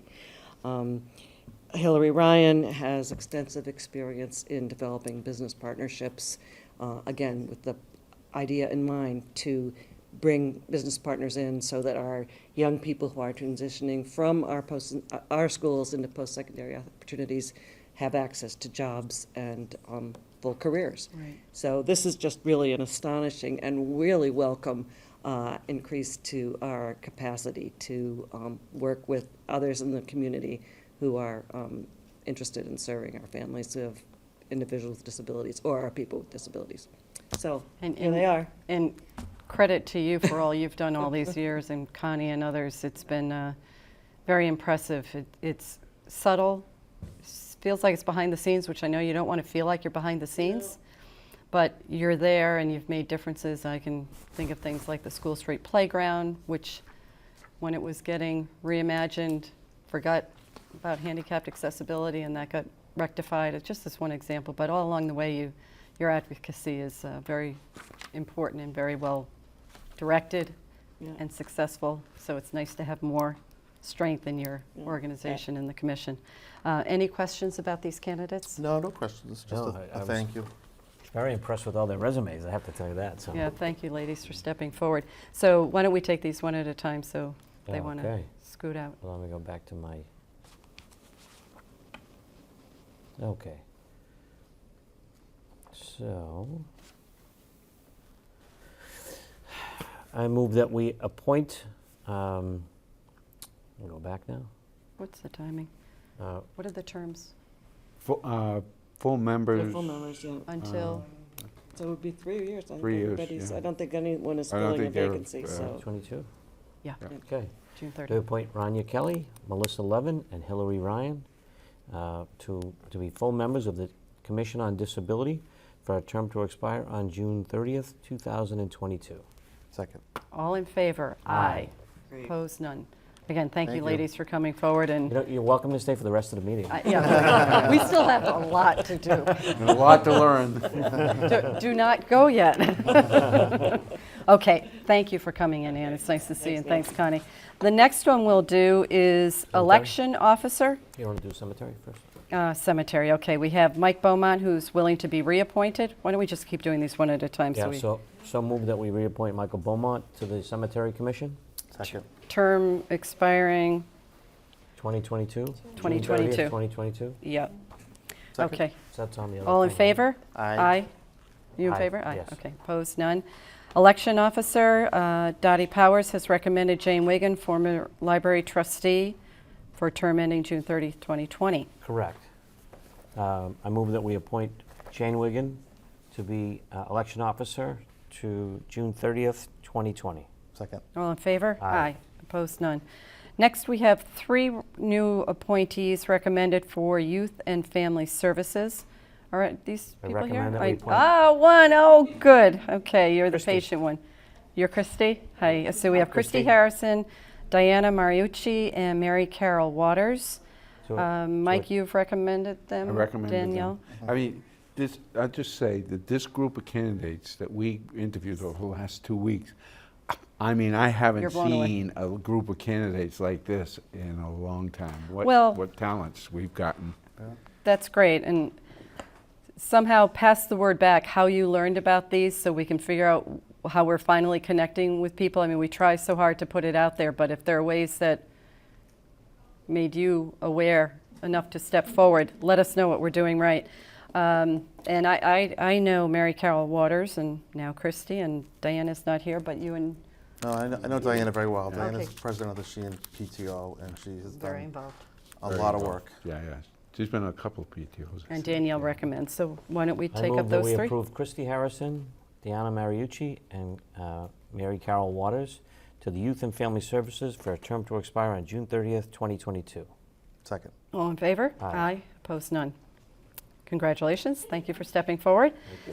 Then we have Zoning Board of Appeals, a much-needed Associate committee member. that we have a woman. This is awesome. Marie Caro.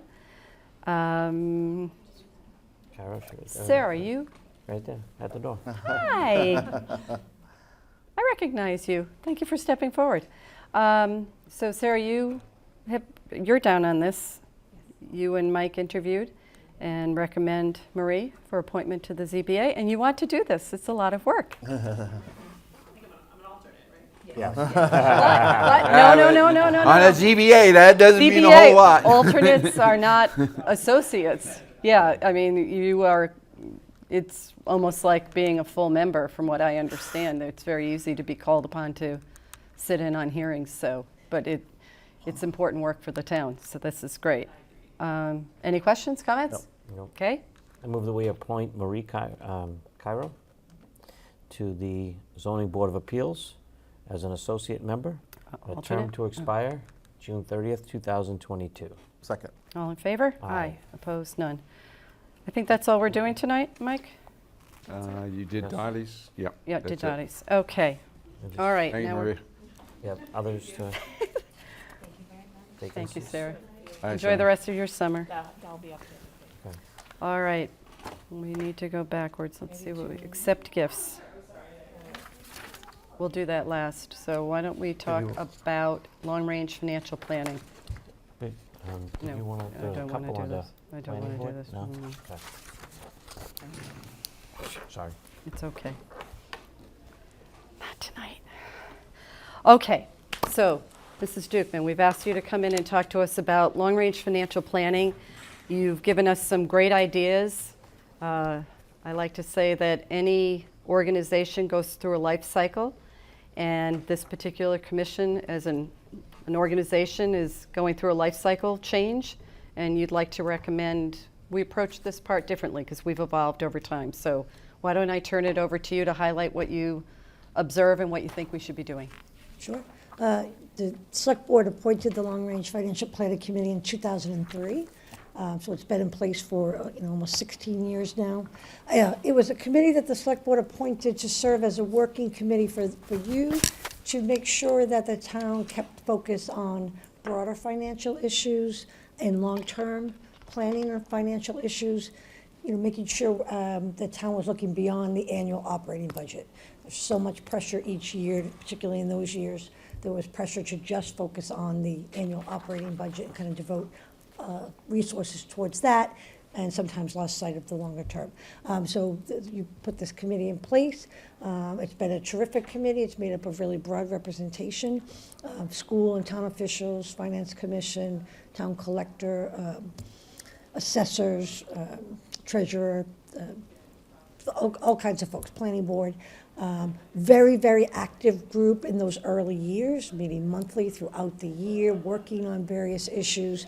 And really, in a sense, what I tried to summarize in the report to the board was, almost has done such great work that they've put themselves out of business. Many of the things that have come from that group have now been incorporated into your ongoing process. I think the financial policies is a great example. That group in the early years worked on formalizing our financial policies, looking at research from other towns, getting some good policies in place.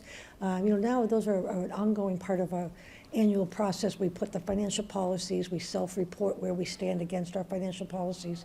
We put that into that town meeting book that goes to every resident in town. We're talking about the policies when we come in and meet with the selectmen, when we go to the finance commission throughout the year. So just lots of things like that where we have now incorporated as a town long-term planning as part of your ongoing financial review process each year. So I think as a separate entity, they really don't need to stay in place. Again, the select board is looking at those issues throughout the year. We're talking about those as part of your regular process. I did try to show what other towns do, though, and perhaps you could consider, is to expand.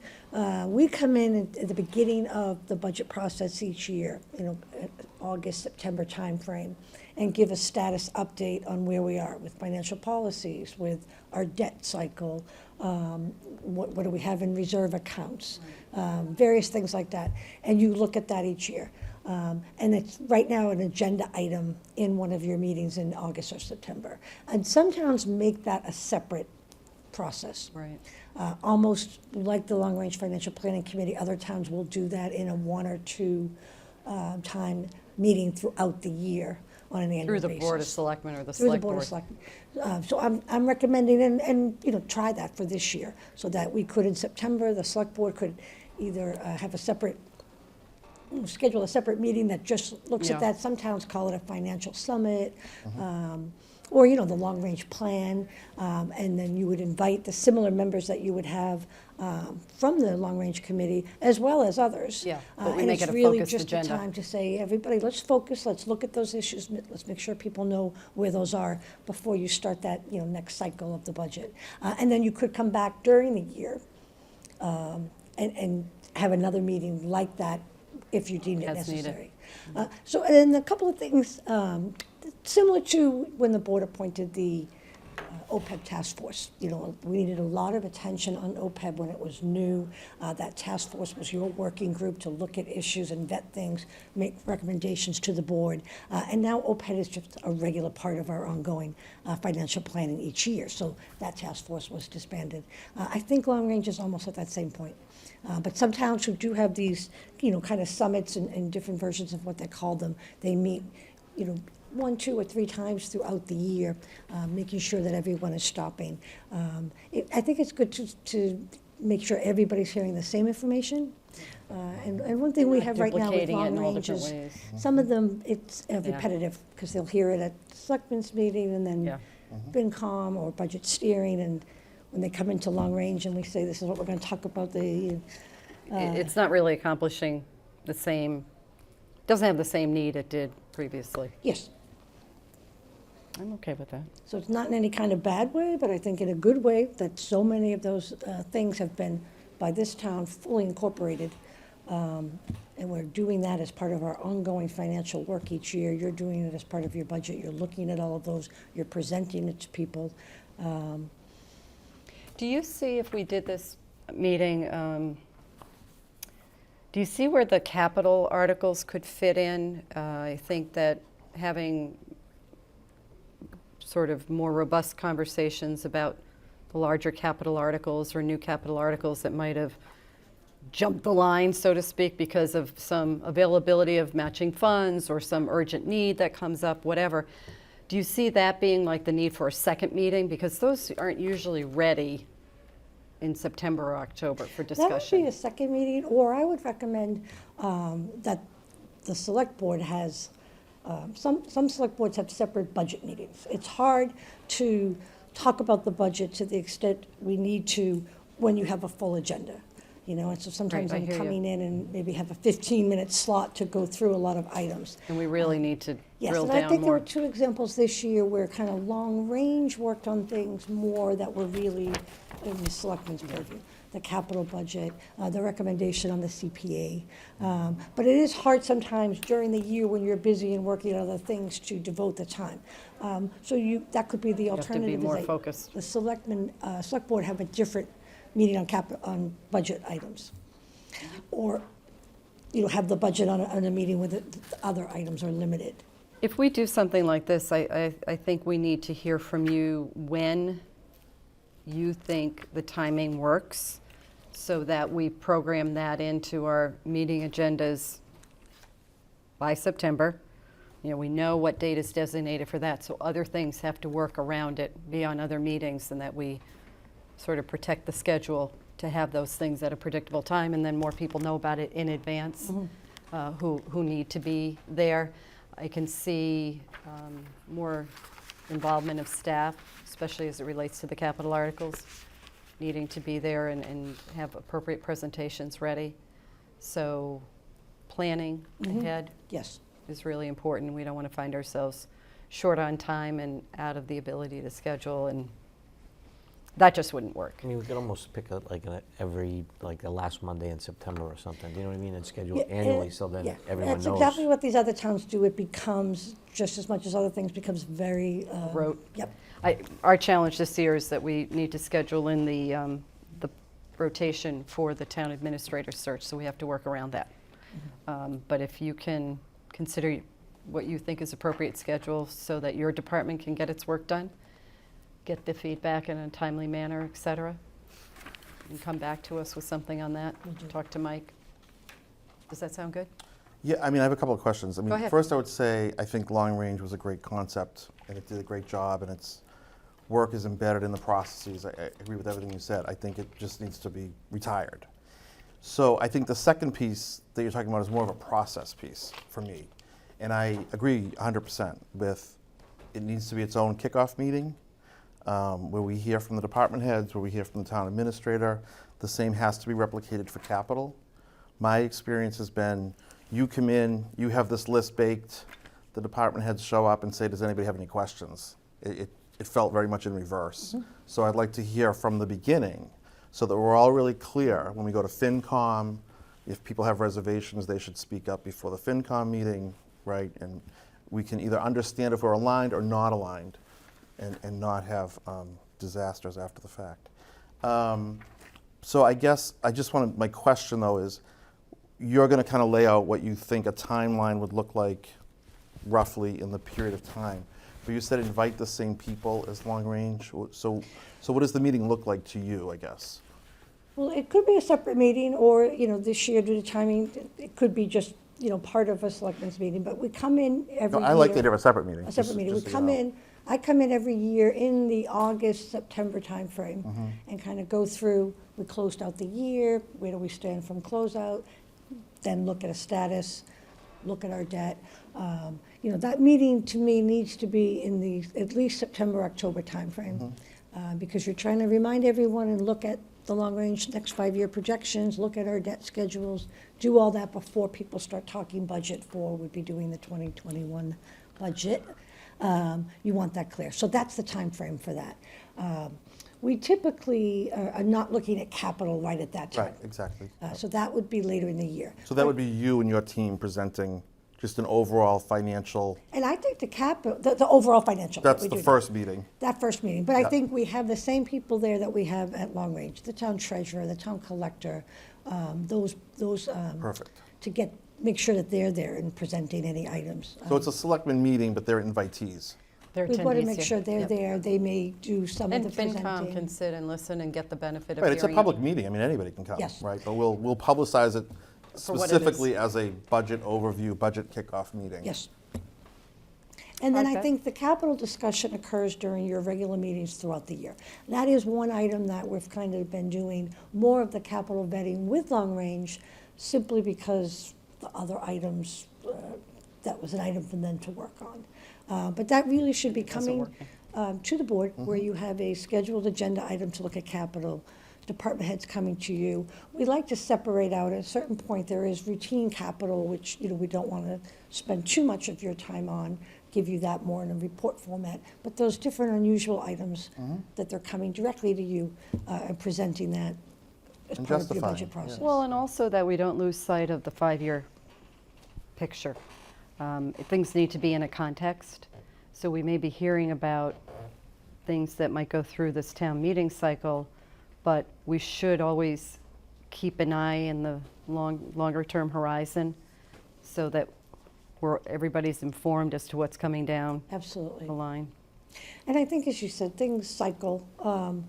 There were years, 15, 20 years ago, where we would be at meetings with you talking very, very specific line How to items save in the budget. $1,500. And then things, but we need to get back to some Okay. of that and spend a little bit more time at your meetings on the budget, the separate meeting for the overview and the long range, but coming in, particularly on the capital. I think we try to always present to you on the budget anything unusual or different, Right. new requests. The same ways you talk about that, you hear directly from the departments. Do that for the What I want to capital. be sure, though, I'm sorry, one more thing, and then Mike, that we assure people that the long-term focus is not put aside. We need, in messaging, the discipline of looking at things over a longer-term period of time and having discussions at the various board levels and with this board remains very important. We don't want to go back in time where everything was just 12 months ahead. That's Yes. all we looked at. And I think that would be helped by the select board doing more of that in public session. You do it, Okay. we work through the long range, but I think Yeah. it will be even more apparent when you're Okay. talking. You had questions or I comments? mean, my gut feeling is we can do it, and if it doesn't work, we Yes. can always We can bring it amend it, back. yeah. It's not, it's not, this is And- not an and- end Yeah, all. I had, I mean, Pam, when you I and I think it will spoke, evolve. we had talked about, like, I think a third bucket. I think these first two steps, retiring long range, trying to restart a process that's more holistic. But I do think, hovering for all of us is there some sort of financial advisory committee at some point? I mean, we have a town full of very talented financial experts.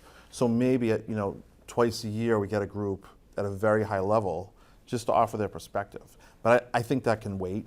I think we can start now and go there. But I think that'll always be a tool that we might utilize at some point. Okay.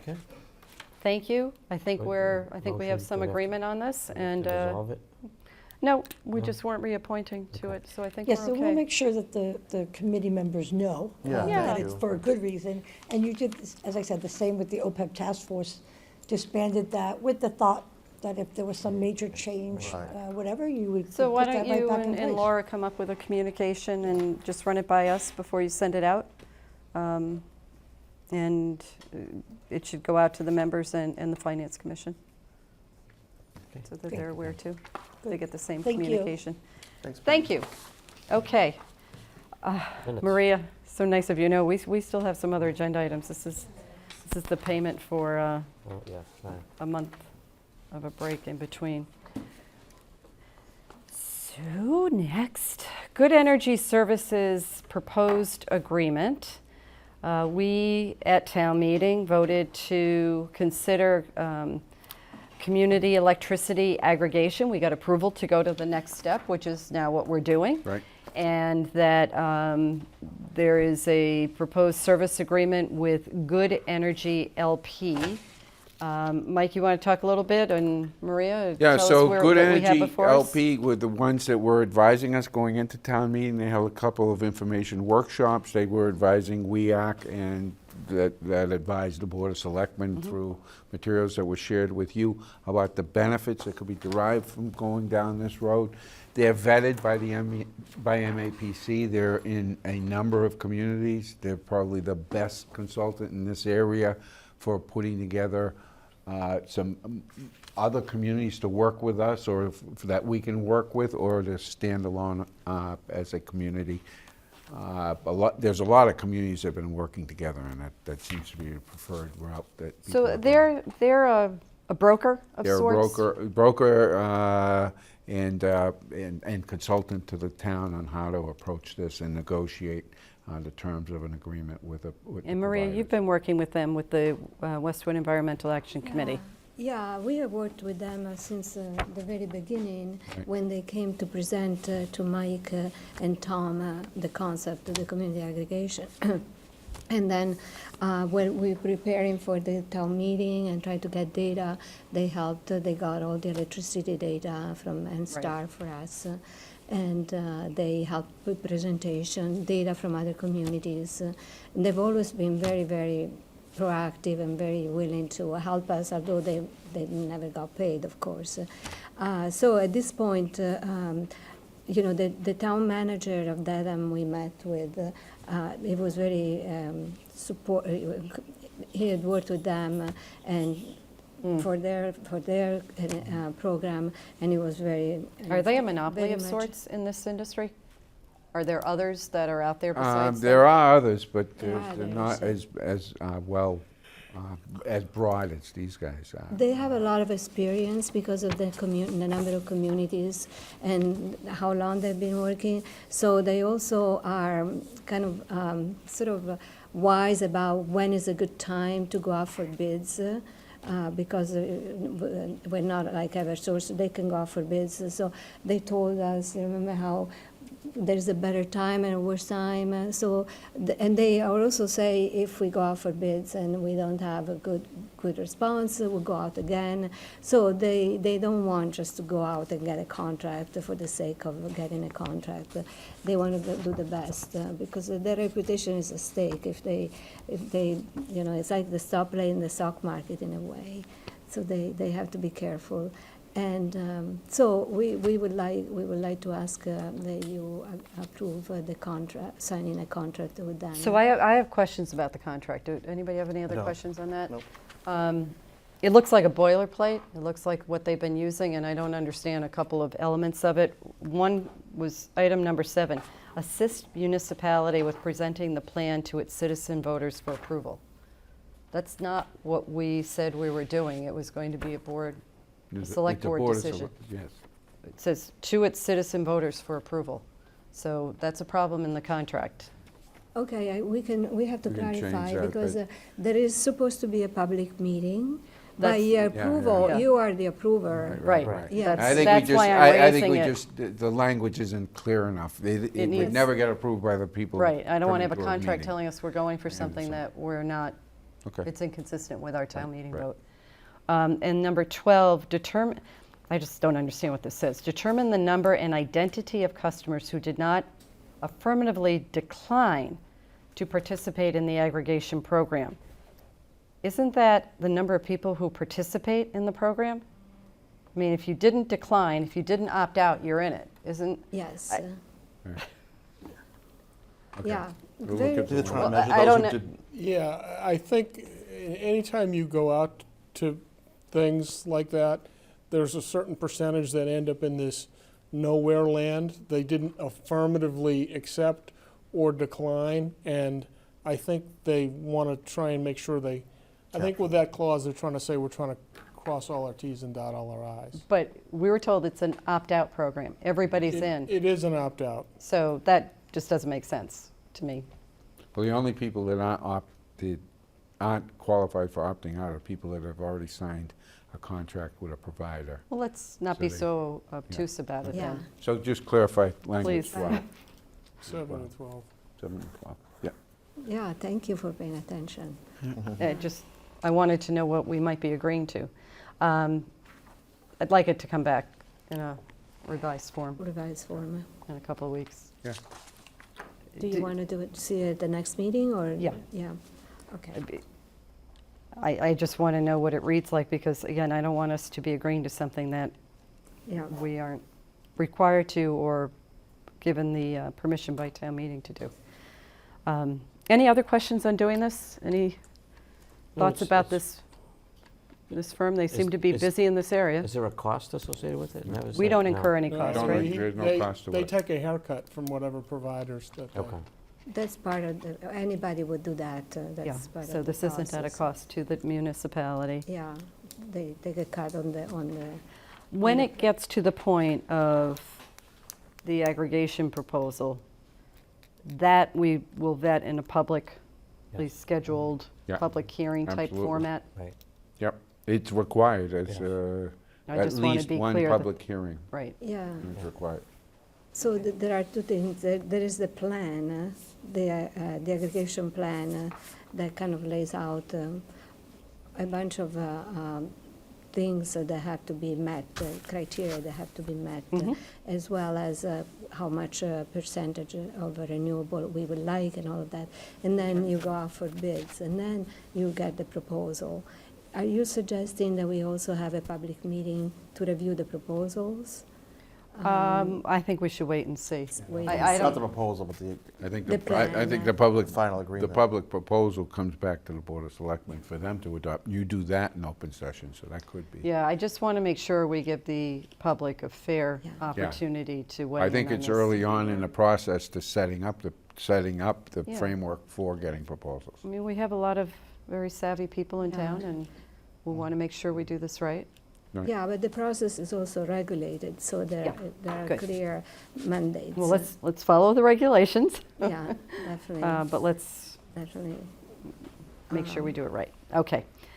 So if you can bring this back, when it comes Yeah. back, I don't think you need to be here, Yeah. Marie, but I think that we need to be clear on, and that we don't have any ambiguous provisions in the agreement. Now, what I'll do is we'll clean up the language, I'll get a version of it out to you before we have the next meeting. Anybody you. see something else, let me know. We'll try to get this approved at the next meeting. Very good. Okay, so we have one more, thank you, Maria, for coming in. Yeah, there was another item. Yeah, Is the there? other item is, how would you like the committee to go forward? Because there is, the language of the article specifies that we have a committee that's appointed. It says by the Board of Selectmen, you can authorize me to appoint it. How would you like to do that aspect of it? And the idea that we've discussed is a couple WEAC members, a couple people from the community. Tom Philbin would be actively involved as the ex officio member and probably chair. And then, I think it's a highly specialized group. I'd Yeah. feel better if you just found the right people. I agree. But it is a specialized group, so I think we need to know, you have to make sure you find people who yeah. Okay, it's unanimous. speak the language. Yeah, so How big does what it I'll have to do is be? get some suggestions out. I'll show you who some of the people we're thinking of. If you guys have some thoughts, that somebody you know that might have So we want to a appoint- special, Maybe the odd Okay. man out from the sewer commissioners. there you go, yeah. I hope Odd that per- doesn't- I Selectman just Hinckley, correct I that hope and say doesn't we're mean me. gender neutral now. It's an odd person out. Why don't we wait and see? Yeah. Okay, so why don't we do that?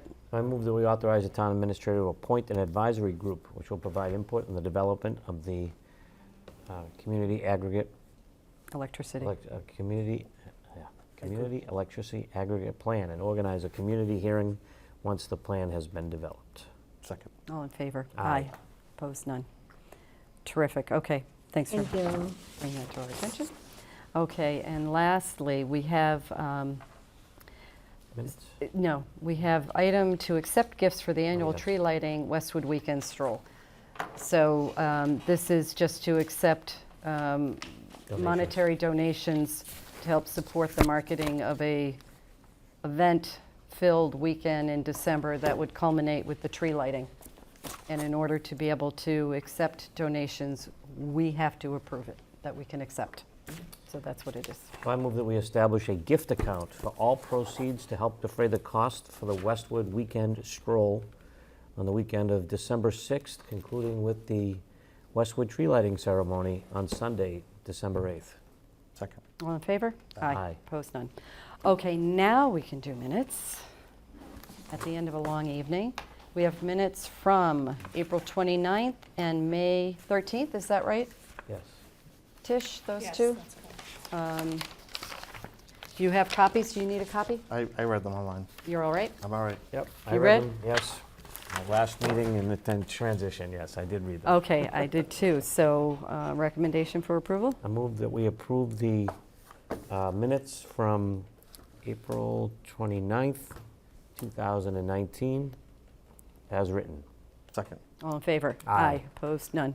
I also move that we approve the Select Board meeting minutes of May 13th, 2019, as written. Second. All in favor? Aye. Opposed, none. Our next meeting will be in 2 weeks, on Monday, August 5th, here in the police station at 7:30 PM. And our meeting after that, I think, is August 26th. Correct. And we have tentatively, or we have set a meeting date after that of September 9th. So we will be somewhat more frequent than we were. We had a little break here, so maybe the agendas won't be quite so dense, but we got a lot done I in don't 2 know. hours, so that's good. This is normal summer behavior. Yeah, no, we stay busy. So motion to adjourn. So moved. Second. All in favor? Aye. Thank you.